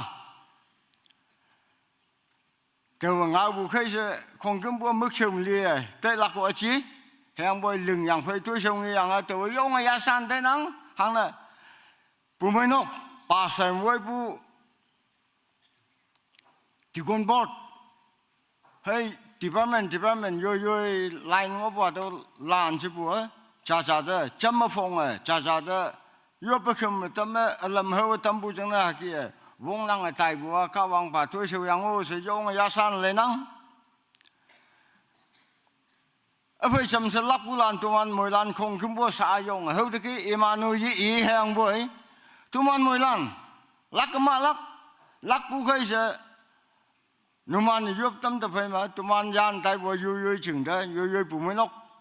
yam mà gì là cái gì hạt đậu muốn ngó lắc hạt đậu muốn ngó đâu ta hạt đậu mà sâu sản nó tâm bù lan rồi trái nó miang bù đâu khai hàng ngày bùi mới nóc bong bong tôi sâu mà yam man ta tắt cái kia yo mốc là giang sư bùi ya phân mấy ngó lắc chừng đó tính nhị lắc bù lan tụi man chừng đó tụi man này sang nhạc cái yo bắt tan cái yo sẽ lắc bù lan nên mà ayo ngao lắc chừng đó sốt cái nồi mình nhà nhang ngó ta phải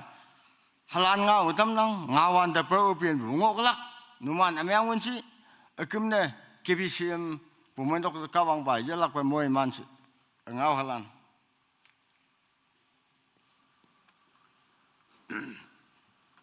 sau report pha bu hipak ngok lak item number 3 ma report pha lak Brigade A Pai J Ahad Associate Pastor Papong awang ne ite hipak pha tam nang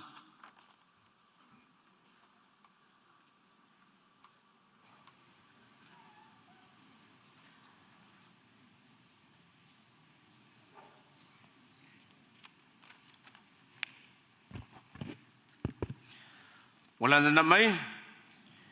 yalak pa papong fulusim po hayang atinok noksambo wang pengala salam jane tamnang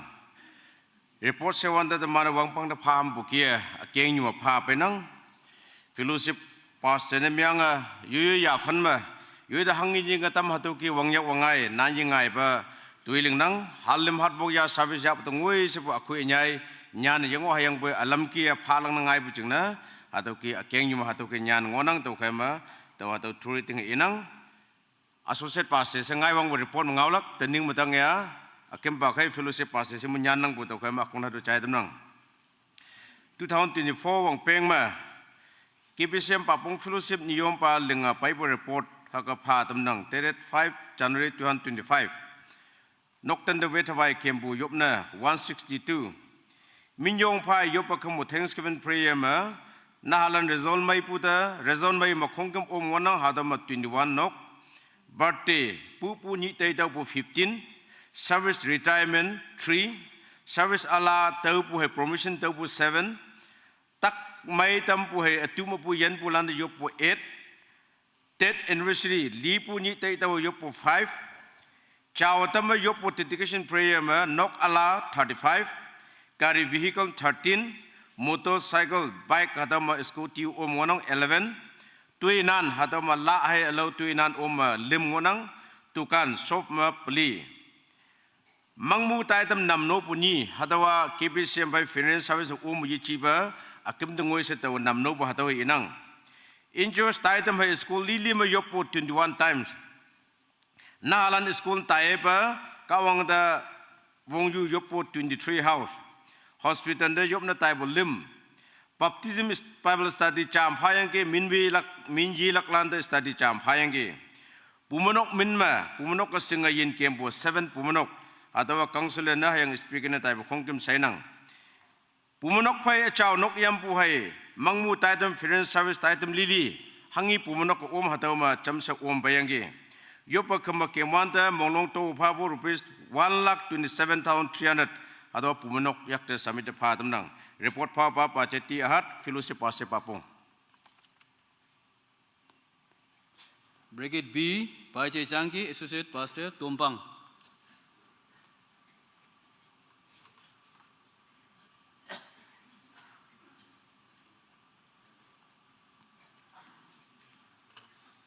Wangsampa bu denyi bu daidam chongpa speaker chindi si bu nyum ba mu wayang bu KPC members wangpiang nyo long bu sin lang pai bu yong haka short ma ka I haulak china to yong nang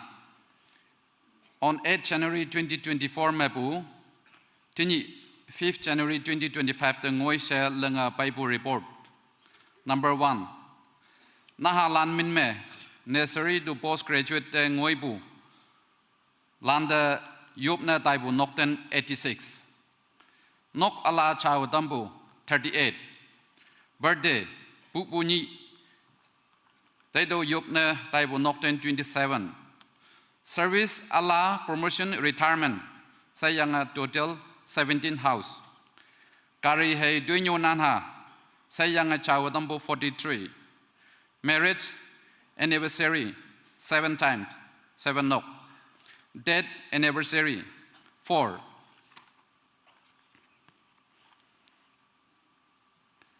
Presenter da anyanga ka iman phai chom se yup na tai bu lum dung wayok yang ki puman nok phai kem bu yi ba ayang tawai nok ma tawai nok ma li bu mang na mano ching de son bu mang lum son en yang ki ayang nok ma yup na pai bu 47 ngoyok yang ke yang imana ate mobo yopo ya hobu yang iman pai bua ate heng ho pai bulan ina atuk ma bu yan tambu de minyong fa yopo 8 nokten 8 ngoyang ke pumenong men me yin dai bu 4 times Bible study bapti lak ching na phayang ke NGOs taidam lile me maidam ya ombu 9 times School ni da visit meng yang ke hostel cha da visit meng yang ke nyaw lai bu me khong li li me part ya ombu 8 times house visitation nokten David a wai bu me 157 nokten ngoyok yang ke tak bu sang bu mo bu li li de taw wo yang colony bu sau san balan ya a pai bu ya ngoyok bu menok phe tai bu yo omba asaha ka colony bu sau san yu balan wo yang tai bu to ngoi bu nokten na 502 nokten de ngoyok yang ki to ma iman ating lak bu hayang mong mai to bu pai bu ngina 3,07,400 pai yang ki hado lili bu ma nokta samen meng yang ki bu ma nok tai dam lile me ok bu sin yesai be lak sin ngang pai yang ki reported by M Changi Fellowship Pastor Tompang Fellowship KPCM da kawanga moi manfa Bracket C, Pai Che Pumin, Associate Pastor Chengai.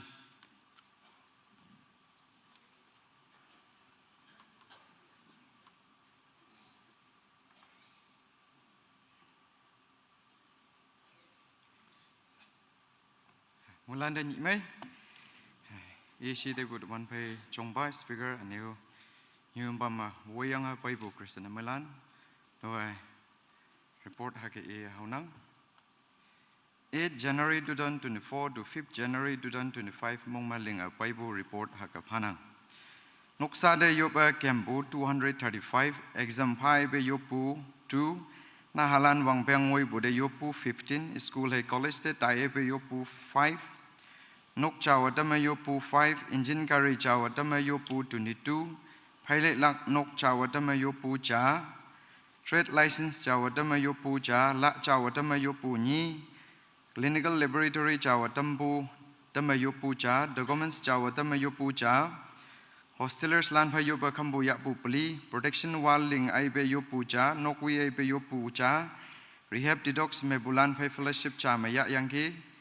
mangmu daidam nam no bu 6 li bulan te dawa yopa khambu ya bu 6 pumanok phai ni me yan kem yang ki pumanok min me leadership training me bu cha ko nyu na ni me ta yang ki ta cha he cha chon yopu committee members lan phai cha pong ma yopa khambu ya yang ki NGO Stidam Maidam Yapu, Lem High School College May graduate Nemyang Bude Minyong Pa Yopu 17, Operation Yong Maya Yaok Bude Minyong Pa Yopu Cha, Tak Maidam Bude Minyong Pa Yopu Cha, Doctorate Bude Minyong Pa Yopu Cha, Wedding Anniversary Min Me Minyong Pa Yopu Ni, Yupu Wang Biang 50, Ngoi Bude Minyong Pa Yopu Ni, 2024 Wang Biang Chine Minyong Pa and 2025 Wang Biang Chine Mohiman Yu Yopu Pli, Pumanok official Tidam Li Lima Oma Payangi, Yopa Kambu Lilima, Mongmai Dobu Pabu Ngin, Rupees 1,32,690 Hadawa Pumanok office test submit Mengangi, reported by T. Pumen, KBCM Jingai Fellowship Pastor. Thank you. Bracket D by J. Mosa, Associate Pastor, New Site.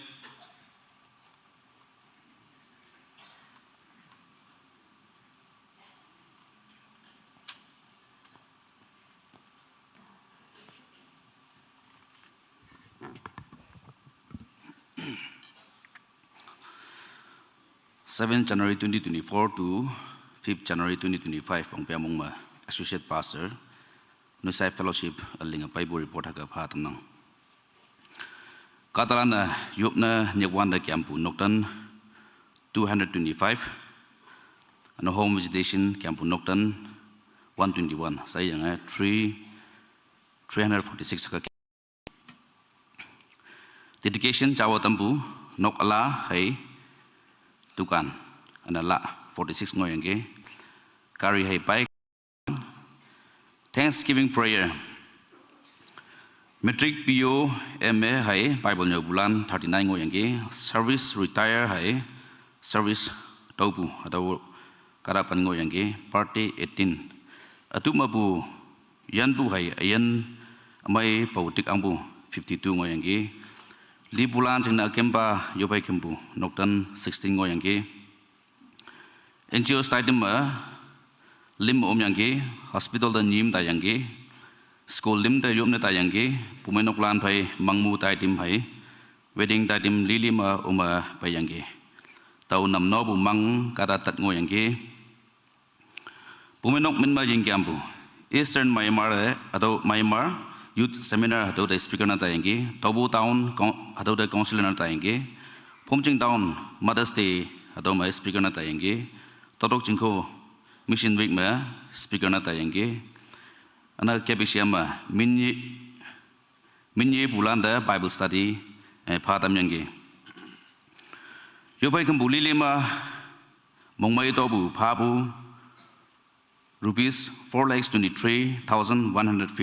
4,23,150.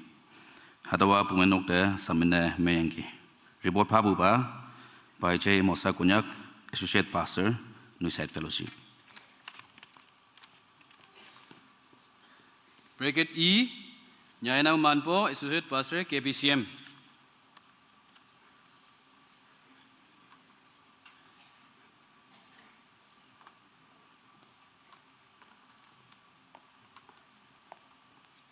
Muilanda ni mai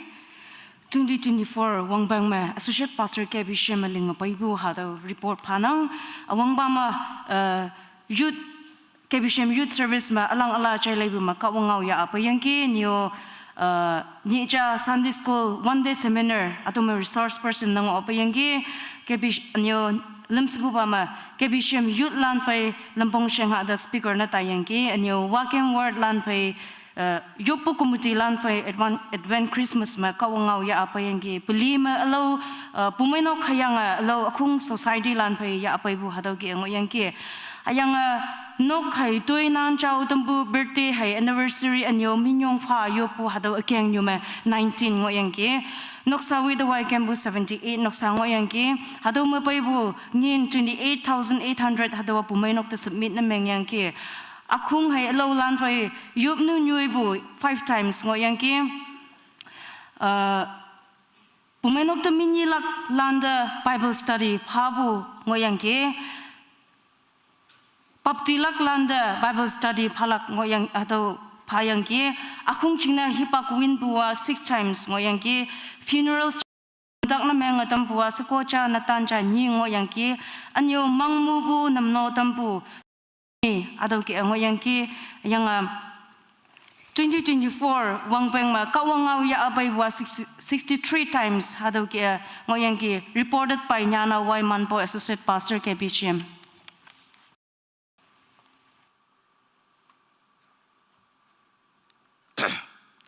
Item number 2 2025 में Sausan Tailak Lan Chingne Yopu Woilak Puminok Secretary and Ordained Minister sa imante Puminok Secretary hipaka damno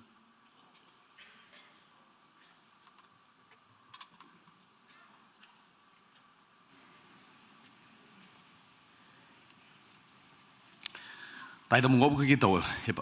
yalak pa hipak yan nang 2025 me social dialogue ministry khung mabu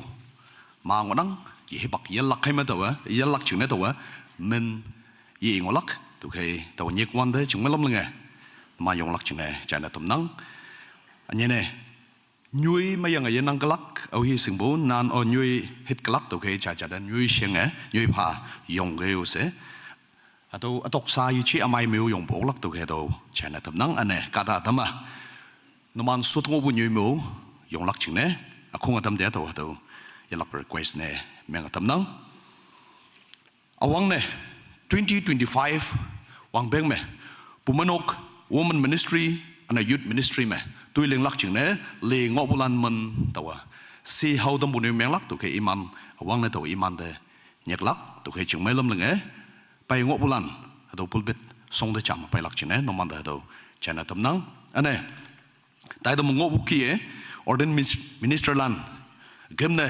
yu pa solak to ke chingmelam lenge pai ngo bu ordained minister palan iman sa speaker pa sot ngo bu ado nyui man man cham sa yong yang yu pa tam lak to ke na manu yong ong ta lak chine ado chana tam nang taman pai che nok yem wang now I chingai ward ngonang I finance secretary ne I alana ha do le ngonang to ke nang cham pa ge che now kham kok assistant choir master come youth choir master ha do wang beng la pai cham se I tuiling talak to ke nang o cham pa ge ane pang yu ha singolak chine tini chokidar ane associate pastor te cha hai cha chon Hadolana interview board kaye le yang phai manaksi tomana specially manchine yo botam lakajat ni iman yu ombu chokiter ane ta cha chon fellowship associate pastor hato chengmai hato e tamnang ane Sunday school teacher lan appointment man phab otem ngonang hato iman de lom yop tumlak hato chana tamnang pai jai si ngam song yo committee secretary papong nango pege ane pai che wai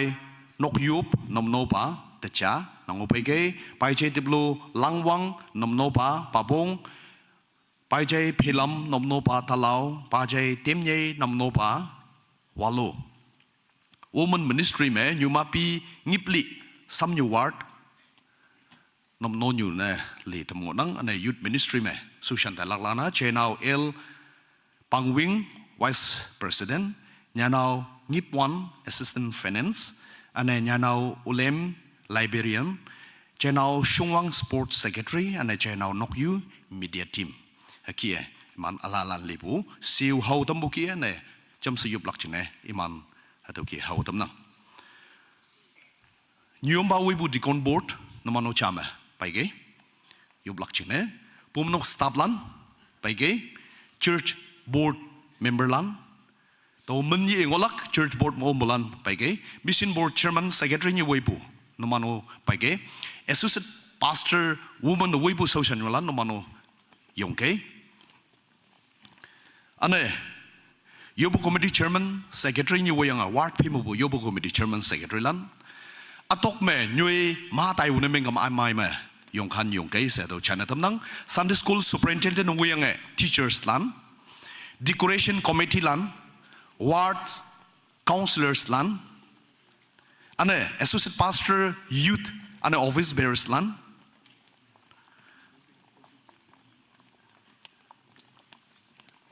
worship team nyuma angam wayang ngobu worship team namanu okay ane media team channel atan hai channel yapang nyu wayang ngobu namanu camera lan naman badam sur ngai wahangochin iman tu acknowledge nemeng nang ane 4th grade staff lan atama tui lengyang ngonang namno palan namno nyulan namano yongke fellowship choketer lan namano yongke ane associate to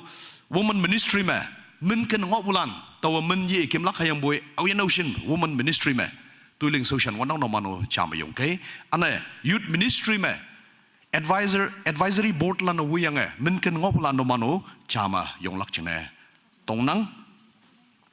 ane special request teman bhai youth executive lana sepang songol keme amai me chayong ke sena nawian aushelan keme ane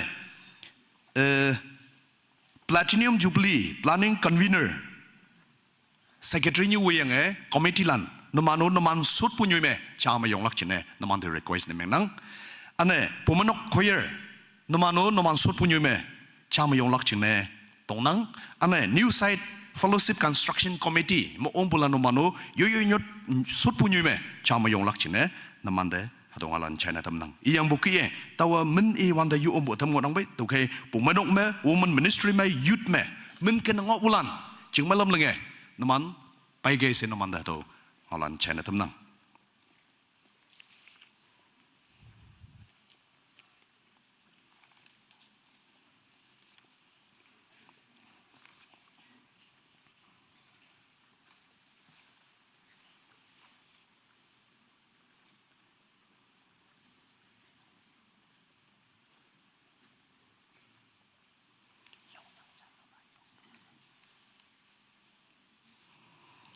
tai dam ngok bukie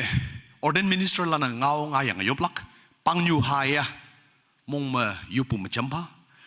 to ke yoplak ngau muka yui te bukie yoplak yang boy to te okpu 2025 me yui de nyinga tambo do tui show leng oklak chine kawang ayen mai ma anga tam pha se jude kunchong malam kawang pha tam si se hado ngau muk pai yopa anyene tuman sa yong ngok bulan tuman sa kawang pumanok sausan bu yichi ay mo tuman tok pai me tuman nok salan ngonang atam de nyuyong atam de payong ana hayam lan ngonang tu ke nok sa mai ngok pu kai nak si tuman pumanok tu leng sausan nok lang ngonang tu ke ato point se yang ai yu pu ma champa ana ngau ngai yup lak chine orden minister landa tongnang MNC lak chine tinibu tuman speaker apa de tongnang mulan cham se yupa oh ya sanya Kadok pangdang bo acha bayin kawa. Atawan nang moy man tumunyi nyu. Kadok pangdang no banang yakal ngai. Kadok nyu no banang ka. Kadok ka matai li ngai du ayin pawa kata halan. Dolan nang igai sakne tamyange chongyane tambu Jatali ede semban nang kongumbada chake nyuk Oh chen nang yin lai dem en dalan kongumbuwa Nang yi halan jang wang tang penala Doyoma adong mon tang bumayno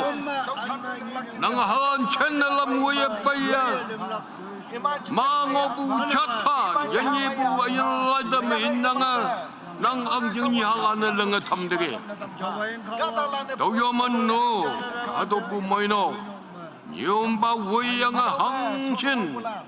nyuyong bayong nawya nawshiraran yuyu peshu de menkin tamyanga ado bu moino mukti chwa tamlak jina ado bu moino chawchanlak jina lengai dege cha domu nangchi chomu yongyang wanang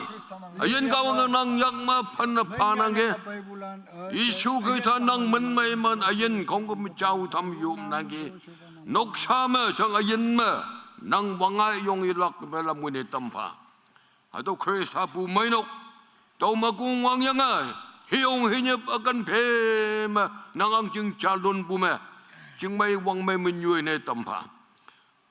một yok bu tay bu mong chang phai ngo bulan mong chang nang cha chelei tam bu pai ne tam do hado pu mai nong ngo bu nang ni halan seta tay le yang nang ta tung lak lak tung pa ayin moi lan tang pai ne tam pha che sa to me yong ngo bu nang ni halan nang yang me sim tham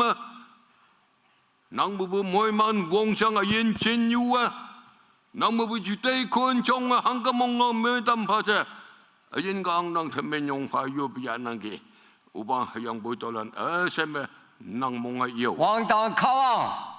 아연 카왕 하도라나 시나이메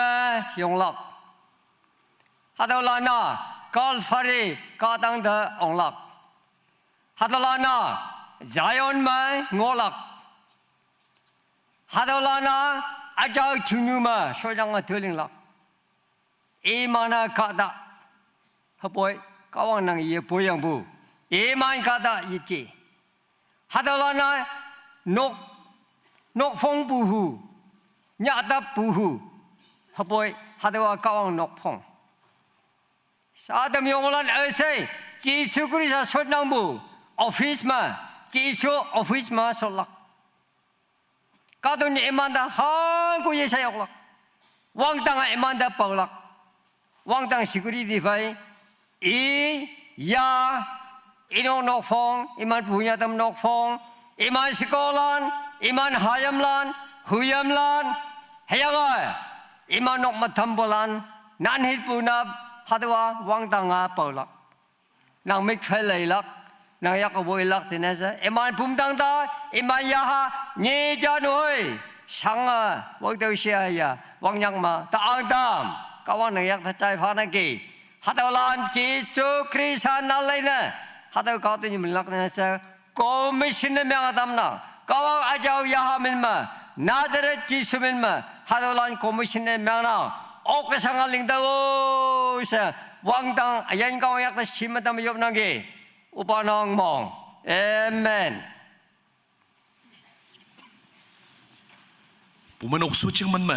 모이 란데 best wishes 하도 차이나 탐낭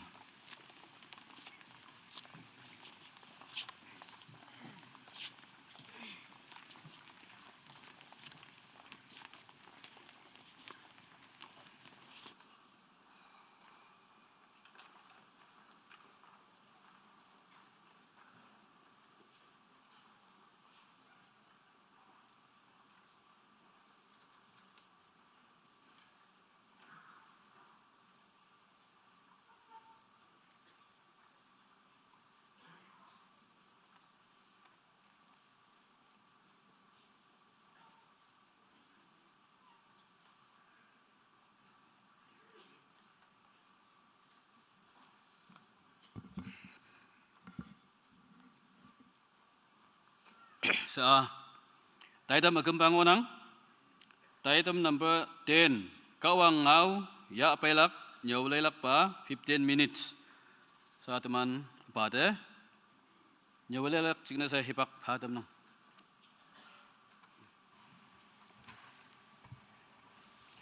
teman saya jama yonglak teman saya tewahang itu jalak praise the Lord Hallelujah. 좋다.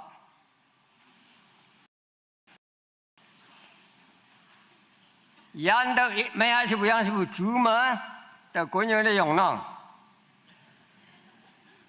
물란대부와 양하시부 자후부 원랑.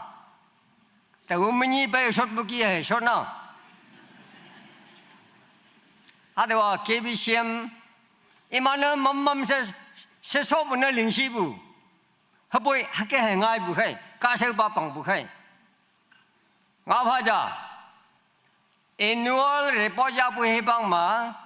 kadalana tai chola mumbong nok matam bunala ne ya paila ompong hangna wangbang ma hangling buji tawa kini hai cha hu buta tawa tawni pumanok annual report ya bunya shooting akyang mangonang bu hada wa ashu hada wa longmei pumanok na achi se tawa abjong ne mang boy ngai wang hakadaling bù mai nó cả ở trên những tâm bùa sâu san bù mà vui bù sâu san bù mà vui bù the servanthood leadership nó man chơi giao hữu bù ngon nào học bây giờ à năng tàu ý chí bè cá tu nhu vui lạc cá ta chả ngon nào tàu hạt tàu chẳng ấy lạc hạt tàu cá ta sa teman ngubu planet tàu sa ce teman ini bu planet mangon ang bu linyu sahalan fai makatung ni mangon ang bu tàu lan ho i vui nào hạt tàu cá ta Bethlehem mà pu yang ke trong bua Nazareth mà trong yang ke service Jerusalem mà linh yang ke Kain wang ha tuya Galilee mà linh yang ke mấy năm cái âu vui yang ai cá tôi nhớ say chim yang à tôi ha yo sa tôi bu Yang boy yen mo wanda ajang hai ling liang phải mà xiong sa ngai ha đâu ngồi tụi mình trái ha leadership he is alone leadership trả hàng ngoan kỳ xã millionaire ngon nào đâu chẳng tụi mình ý ha đâu xin là nói chứ na 부모는 거 남의 그 파양 원한 게 텍스 파양 원한 게 때 부모는 하블라이 또 이거는 막 아퐁반 멍어나 해보사 더 일라가 마티 아퐁타 알랭타마 ngobu 이거는 하완다 GBD 인유 요의 하염파이 이당 대파이 이 시성마 음만큼 하양아 이모부 알람자다 알람자 유하양아 이에이데 나가 항이 야우나게 야 이데잔에 하다우 아니 cha nàng yak cha yi me yang cha nàng yak nya yi me sa nàng ang jing ma sok lak jing na nga pha kai ha boy ji shu cha na e no ma na hang ka tong no ma na yi sing tau ying na ngo bo wan no ma na ying ngok lak chia tàu yên ngũ bu wan nô man này yung lạc chia cao thì yok cái này oba đi số hà đâu yang ao yên lạc si thế nhưng nàng tụi mình để nhớ pha hà đâu akha yang ao hi tàu bu si hà đâu vui ba cái đó cha tàu yang gì hà đâu leader cha tàu yang gì thế nhưng tụi mình hà đâu akha wan ya tàu lạc chia bu chỉ số mình mà tao năng gì oba nàng mò amen Matthew Iwa JBD Inyu 하양아 이하니 제메 준이장 이부양 막메 이부와 막라메 이부와 따우파이마 JBD 하얌 제임스 하이 준이 지쇼당 대빠이 엠니야 권여바 난가야 tumni jingna alamja lengna tamunage jisua emni de tong nangni jingna tawa hai lengna tamunage emni ya jana auba nang mikdi siwa wangtang sotingma ngolagai nang yak chai ma cha yang nei ma cha sotamha haboi jisua chan hangi jingna tong nangni ya yising tàu yên bù văn nàng nhia yong ying ok lạc a hạt ngon nào James say chun ha đâu nhỉ à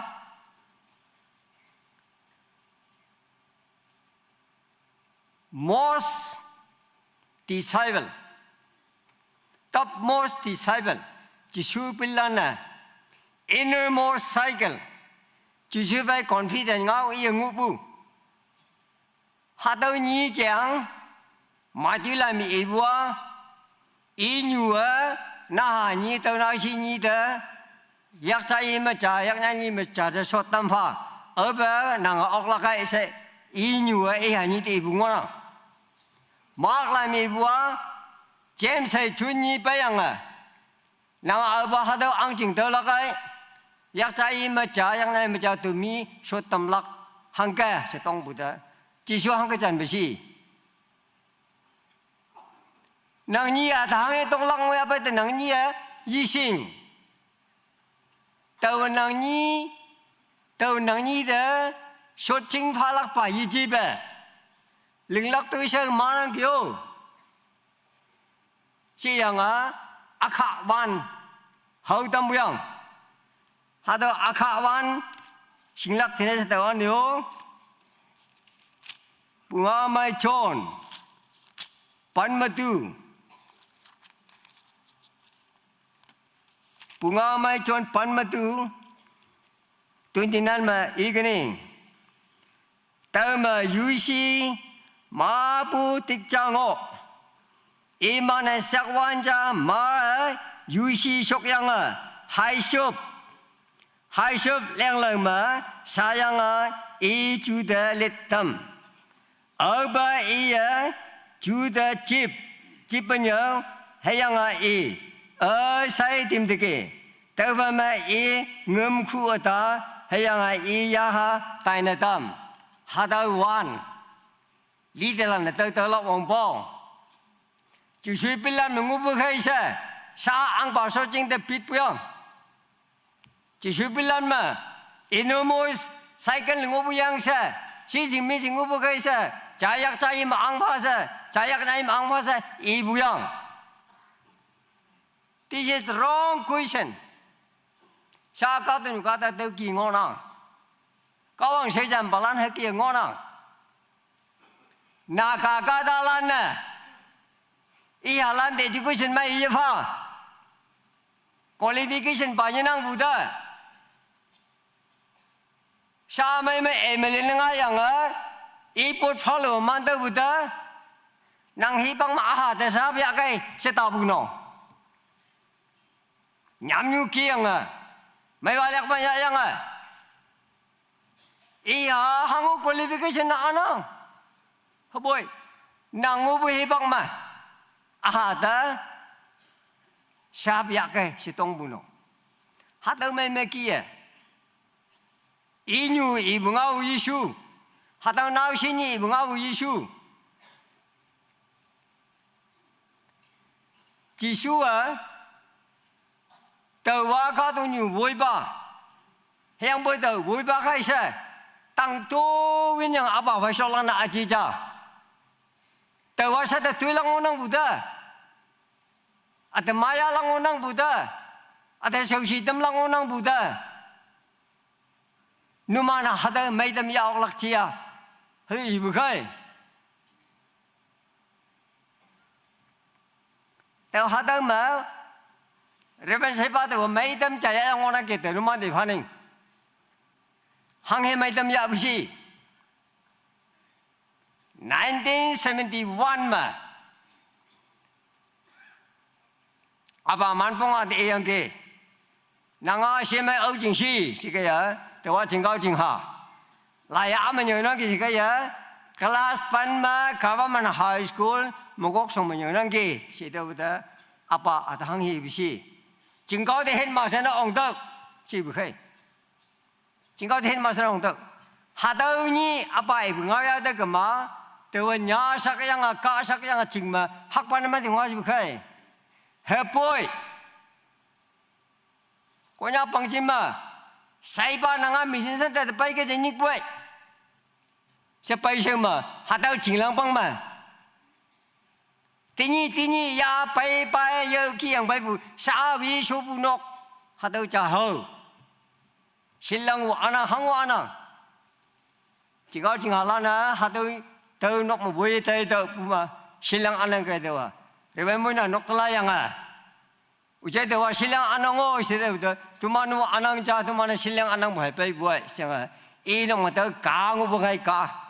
가티 판량야 아까야 하도야 이네 더마 아징 비디나 블랭게 자행우 뭐가이 하도 말더 뿜부 sentelana wonik ya kamen tolaba panten pantai ngai habu manpong ibu nang jeng ha inga to timna ta jingkau te headmaster ong te ibu mai ibu ata hatu to ya ok tao kai ma to anio 1984 meto Baptist World Alliance Conference, North South America, Mchimbu Khai. Hadari konya pangchima atingin fayang shonbu. Lenpu ma kem ngoyanga. SI manpong afabu ma sepo yakama. Tau tenyi hadu lenpu ma hanga shota ase tau tau bukai. Lai tau hu kawang hangsi no in busi. Aching passport tim tamu bai bukai. Nang nong mangobam ordinary ko nang bai yang boy ka tu yin ge ban da nik tai he chot chot ya dau VIP page ne nga kem dau si bu khai ha dau nik ya bu wang pang ma dau sen de bai bu ja yo ko nak nik ya balan tu mana tolab ya balan tu mana kau sen me yong yang a Pasalanda tolop halan tok tafado hajani tok tafado hajapan tok tafado heyanga pumenok lana kari sakto situ mani bukai ning ya balan tu mani bukai kari anak balan tu mani bukai lai jangan nyabu tu mani bukai hadawa kap suffering kap jadawa missionary lana pasalana hadaw suffering kap ayabun megamau You are no more servanthood. Hado suffering cup yala mong bong. Tao khai. Tao minute pa ngồi mình ngồi jayo. Issue limit vaning. Awang ba issue a. Jisu ibu. Numane tao ying bu kap ingok lak chia. Nào xin nhi yak chai ma cha yak nyai ma cha so tam ba ji yang mo ji shui tàu ying bu yang ing lok ka ha dei bu khai ha dei shopping cup yong a kha bu cup cham lui tak bu cup tui lak li lak nang bu cup plat chet yi sha yi bu cup ha yang a hatawa leader lana tolak Jishua ka tu ni woi bakai he was Jishua isaha leader nu buta tai tau na tai de sa kawang shui san balana hataw kap ya la wong pong hataw kap ya bu me ka ma laksiri mangoyanga lenpu bu lenpu Karimpu kari, capo cupang yek, pakai sango yang akimnya nang molo wan thot tai lak, lai siapa tahu yang bu. Awang ba issue, hadawa the suffering cup, yala wong pong, ha hemi yuan angai bisi, leng leng ma hadawa high shop, akak yang failing bu yang hadawa leng leng ma sa sayang a jisu chu de lin na tam tau jisu de tau chu li yang fai ma ia leng ma yang ya tai na tam hak ngo bu khai tu ba ngau fan lak ka da jin kim tam lak yang o de wa te ko jisu bu shot jing ba ang nang tàu ying bu yang ying lak chia se tong bu ha tàu tây tàu bu khai sa chi ở bà vang tang ang ching nang tơ la cái hát đâu yên nó mà chưa contact mà ngau buja chú ta lan contact mà ngau buja chú ta lan understanding à chú xua iman này sao pele mà chú ta kibida sao ta mà pu bui sao Jerusalem mấy cái mà ngau lim buja sao imin na chú xua cha sao tao cái chú ta lan thì yếm về country mà ốc yang à ang ching ling klak se man ta jin yo phum bu Islam me bi pan me ngau khong ku bu ok yang a Islam hayam na ka wang ka ta na se ka ta ni ma ling ho lak ta ba understanding me yak cha yi ma ta man ngol ka ja yo yak na yi ma ta man ngol ka ja yo Samaritalan ta yin hulan ta hiten ka ta lan ta pakan ka ta lan ta teman mengolak saja, terba kontak mengabu, mati uya. Tahu kan? Ada first issue mah, ada bloodshed, suffering cup, yang akanang, yang sinang, yang akumna, nailing, kau jangan eblak, mulanya cai eblak. Nailing on the cross, life sacrifice. Hada wajah, acing ministry ya. This is my leadership. This is my servanthood.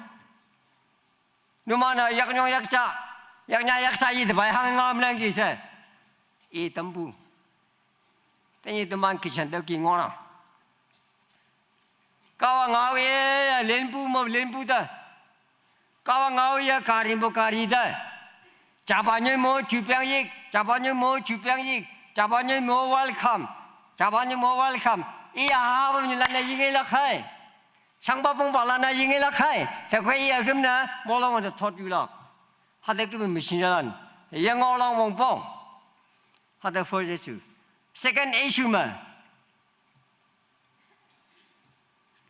Second issue mah jangan lagi. Mark apong pan Aleng kelima lim 43 mah hak orang bu.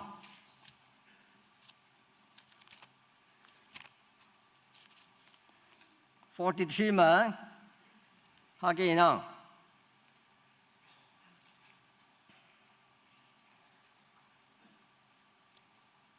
Katalan tang mah iman wongonang hiang iman vui balana iman ta wang lam lam na hekia ngoya boy numa yoma hatau na yichi numa yoma atam ayong na meng ma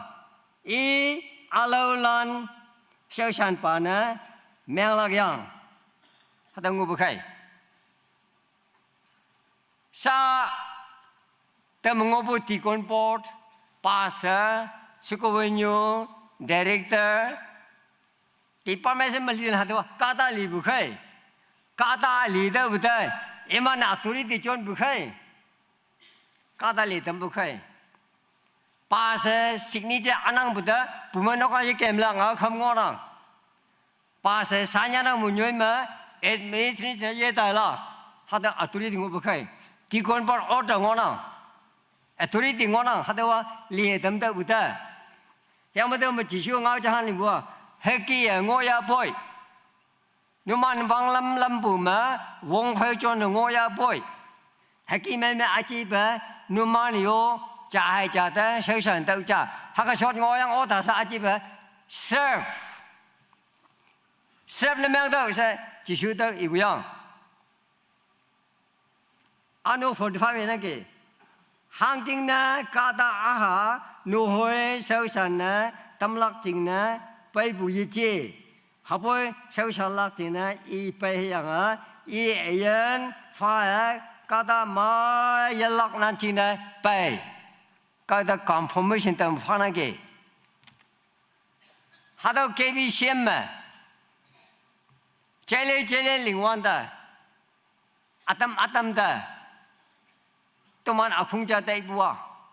hadau kata kencang o tem mehasibu yang, punya bu mainan ke, biblical preparation mainan ke, atau kata aku mulak mai nginan ke, bu mainok ada hangnya sudah faham sih, tu mantai nang bu. Tini wo, nanga heng tak man lak kata adam lak tebu. Hekia, cele lingwan dah, kata adam ma, ngua si bu, tai ma bu yang. Alu ala bai balano, amai ma ngona ke. Kawang ngawi balanta, kawang ayo ongan nang di inu nambu, respect ngona bu. Tuman yo kawang ngawi balanta, yasan mong mai lenang ke. God bless you se short bai. Kawang mima do si bai. Hama. Liang ngai bu kata hai, tai kan tai bu, bai kan bai bu wa. The system, church administration system, hada ngobu. Jisu Krista pilan pel menyifai. Guyanga ngau ayong ngabu. Training ayong fabu. Kadunyu kong kubuat in blok masai salak dinesa training ayong fabu. Tingi teman saya. Baptist World Alliance ngona. CBC na ngona. NPCC ngona. Christian Council in the World ngona. WCC ngona. Hada uling malak kong kumpu appointed by people, appointed by God. Imana order ngona, imana ngau kaya malam ngona. Hada may pa aci ba no jang tuya wahalan dio mikpi photo, ya poito, yang ya temto, nimo cele temto, silak silang temto si ibuja. Hada ibuja. Second issue ma. Ano limju ba issue ma? 45 mà ra là mang tao sẽ năng ra RHA ra hadawa whole Bible mà yam dawan ta ra si betwa Israel tau lak Israel de kawang ra sẽ năng i da hang ra si bisi Israel ma yo ong si nhau yang li Egypt mata nya yang au ta ya. Percuma Egypt te tabu. Isko halan nok matam bela boida boida kata 72 tabu. Hadalah ta saji Egypt lan nok ma jam me sui hadi me chong ba ya tamba iman ra. Hadara ling buat jam loi seu si tambung yang a. Saji kau ngai mana những phu ca tộc thì như này tâm bu, hạt tao ra đó cao ngài nam bu, nang akatalan jayo. You are my people. Tao nó man chào tâm năng bu yêu se. Isaiah lại phong pan 43:44 mà tao lộc. Hạt tao ra là này cao ang soi san bu, cao ang ayong nam bu, hả mà? Cô nhắc ta chạm lạiวันđó, cô nhắc cái pin này ang như nào? Bila na ang soi salak, ang lani abu pin soi je salak, hakai ngona, hama. Bila na kawang ang pala soi san bujang ngona, yang berjisui buah, ang lan na kawang ran meng tau sena, raja ranilan kawang soi san tau sena, ayah ya poi tau sena, hatau ra. Hebrew Leviticus lại phong ta phải mga ý ta đâu tao mà ra lan tao lắc ransom sacrifice mang bu tao lắc hạt tao lại mà nóc sama awang nu pu sẽ có nè tan yan mok kaung ta phá tao sẽ nè first son and daughter hạt tao cao bằng ta bay yang à cao bằng ta bay bay cái gì vậy chế ông ba nhà ông nhu cha bay yang ta mà đi chơi chân này mẹ à thì như mà vậy em ăn ra thì cao bằng ta to phá bay sẽ nhăn lắm hay không à hạt đâu chế nào ở tâm mà hạt đâu xịt cái linh áp hay yang sắc lắm 你靠俺发扬啥个样啊？还得要一步啊，一般那让那昂了，一般离个嘛往等的昂了，搞往压了，还都。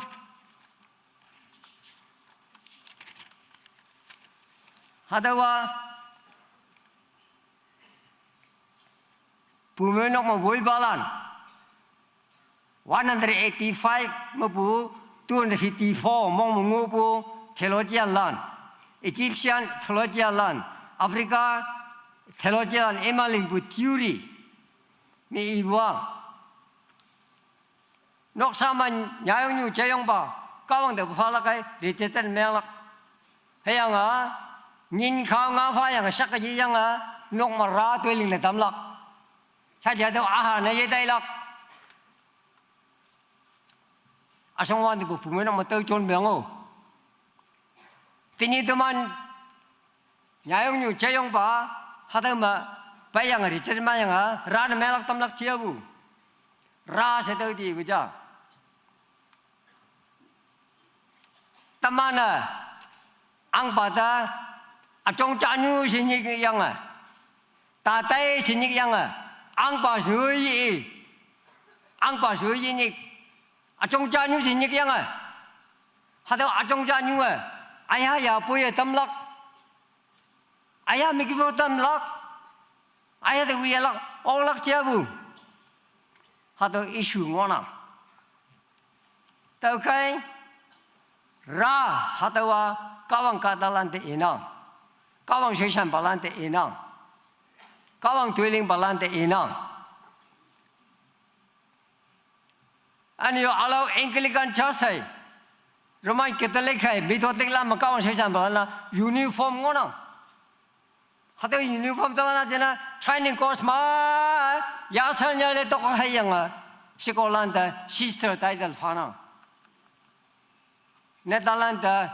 father title phana brother title phana heyang emana public fa yongola eman institution ma hengola hade uniform fa yin kem la hade uniform fa train me kem la wangnon bak ka respect shi diga la oh hade wa church li la se wang sim phana taman baptist ya yom nok ma hai sing nang ka wang se shan pa sia tem ngai yang hai ma yi sing identify na zaman teman uniform ya teman otorani ya na yang boy kawang ngau ina mi ya uniform sing na kawang sesan balana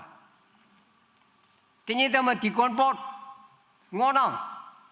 emana ceki capong ai sana teman ngwan de tikon pot sinang sidem kewan dia hado kebisen tu ko apong yetala hane emam uniform ana teman reven mo bangona 이미 유니폼 하나 개만다 하도 레벨 못 봐서 이싱라 미야 싱나 싱다보다 가운세산 발라나 레스펙 아깐 테마 레스펙 뭐나 더장 이부 하도 바이블 뭐나 만가 폴락 유니폼 팔락 에만 인스티튜션 크라이테리아 마고나 하보이 도만나 베프티스만 야부아 ayak aci alek oleng aci mongchang simeyama aci mongchang kawang fai ngoya hatau akha wan ying okya hatau ataman minising hona tau khai shan balan hatau chỉ số lượng yang bộ đội tâm an mong lọc mong bông chỉ số bùm khui bộ tâm an mong lọc mong bông chỉ số sắp bộ tâm an mong lọc mong bông ý chính office ngô bậc hay chỉ số sĩ bộ sĩ lượng anh ngô bậc hay yên ang ý hà lạc bèn sang yên ang ngô bậc hay yên ang hàng ngô anh tao cái chỉ số Christ ministry vui ba cha hạt đâu chỉ số ngô bộ nhiều ngô vang làm 이징 Jesus Christ criteria 하다가 세상 발란마 ngô 시이나 내가 하다가 ngô 노마나 ngã cái tâm bốc cái hato Mini jangan yang ada orang, angau itu melang nang, angau jalan saya kau angau, mui mantap.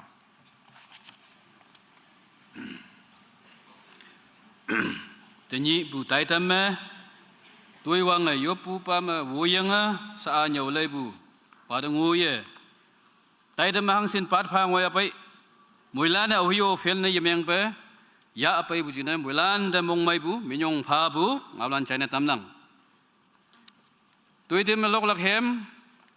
422 422 worship tim lan yo yang Ipakyakai.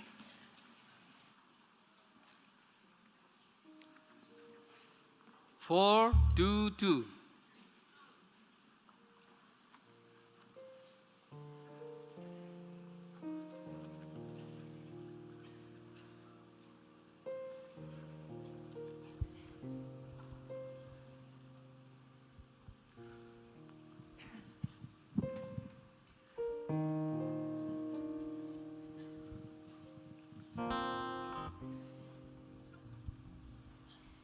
Mulan jam sayonga.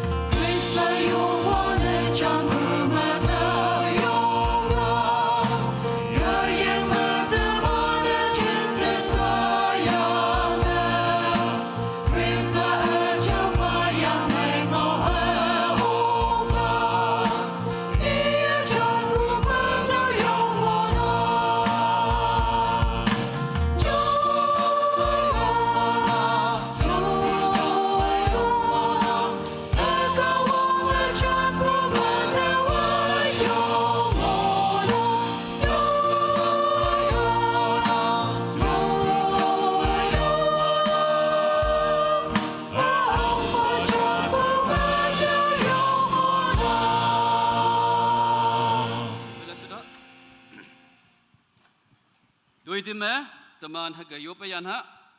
Tuitima kung yopayan lakse, tayo teman haga ngonang, tukay yublak poina. Tanya especially hado tening ling taylak, so san yupalan jingna tembu tayo tam ngonang, tukay amyo yobyang ke yang poisa otuman tening so san taylak ลานจิงในยุพะอิมันลีบัวขอนวยยังวยให้ยังไปอิมันตกไฟมันเลยก็ได้1,000ตก1,000งูนังหังกังงีกันละไอเสแต่โอเคเอาอนุก็ต้องอยู่ในเส้าชันวันเดจีสูเลียเส้าชันลักอายุงวันนังแต่โอเคแต่หนึ่งมาตั้งเส้าชันลักจริงนะเลียอังบุเอายันมันสางไว้ไปอิมันยันไม่อังตั้มสีเสอันอยู่อิมันนกซายันไม่อังตั้มสีเสอันอยู่ล้มสิบปอยน์ไหมอิมันลึงวันเดจีสูจ่าเลียอิมันยันมาจีสูงี้นะตั้มยังไงแต่มันผู้ไม่นกเส้าชันลักตัวเสว่าฮักลึงก็อยู่อิมันจึงนิวพระนิวกำเนิดแต่นี่บุตรทำยงไม่ยโสทำบุตรเนี่ยกำลังทำเป็นยงไผ่แต่มันไม่ลานจำเสียอยู่ฮะ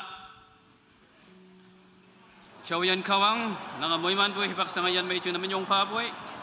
มันเท่ากี่บุตรทำฮิบักไม่เท่านี้ยี่สังบุยวางบุตุมันยันงวนังยังบุยอุปานัง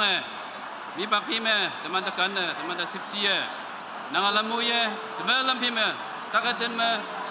สังฆบงมายันยังไม่เอาไงทำบุญเจริญนั่งทำเป็นยงอันนี้กี่ทีนี้เอาดูว่า2025วงเพียงจริงเนี่ยลิงก์ชนแต่ละอุเมนกมงเมนิยมปามาวุยังเสียชันอยู่ปาลานหังสิเนี่ยช่วยยงเลี้ยงมันนั่งกี่มาตั้งขวังอิมันยันไม่เอาแต่ก็ยมเอาไงทำสิอันนี้อิมันนกชากตะลันยันนูไม่เอาไงทำผ่าเนี่ยนะนั่งเสียชันวันแต่ก็ต้องอยู่เบนูก็ต้องเมนูก็ตะลันเพย์ปังเสียชันวันแต่อิมันยันเมนางเลี้ยนางงี้นะตั้มผ่าโอ้ชาวบ้านขวังเนี่ยนี่เสียทีนี้ตัวมันเนี่ยนะตัวมันไปบุตรตั้มจ่าเพย์ไม่เสียจ่าเสียไปบุตรนั่งมันยุ่งพาป่วยยันขวังนั่งเนี่ยนี่เสียทีนี้2025วงเพียงมาวังเอาดูผู้ไม่นกจริงเนี่ยสุสานแต่ลักจริงนะตัวมันเพย์นิยมปามาโวยยังช่วยayong hang sine lia ngoy ape nanganginang tukay iman iyan may matakatin bu paine tatampa lihay malak weng tu paine tatampa iyan may maangay tampa anu iman saya chi iman noksa kadalan iyan may maangay tampa anyan ese nang susana nang tuiling Taiwan te iman iyan may kata yiji yang bu Jisu Krista nang ngina tampa nang lina tampa tani bu tai tam yong may khak suwe nang wuyang tuisaw lili so tam bujina sa ayan kawan ng daminyong paboy sa hibak nguy bujina tuman yan at taineng tuman yan hadaw nyuy chingde nang yamme nang daminyong pay nang ta yobe kambu hibak yalak chingde ni se lai mani tuman moy lan pay ayan kawang nang yaha gumya nang be wanyak wangaye woye ngokayo se doi so tam bu ayan kawang daminyong pay yan tayeme tuman ayan nang yak to fan pa yo puai yan kawang tolan say nang mongoy yo amen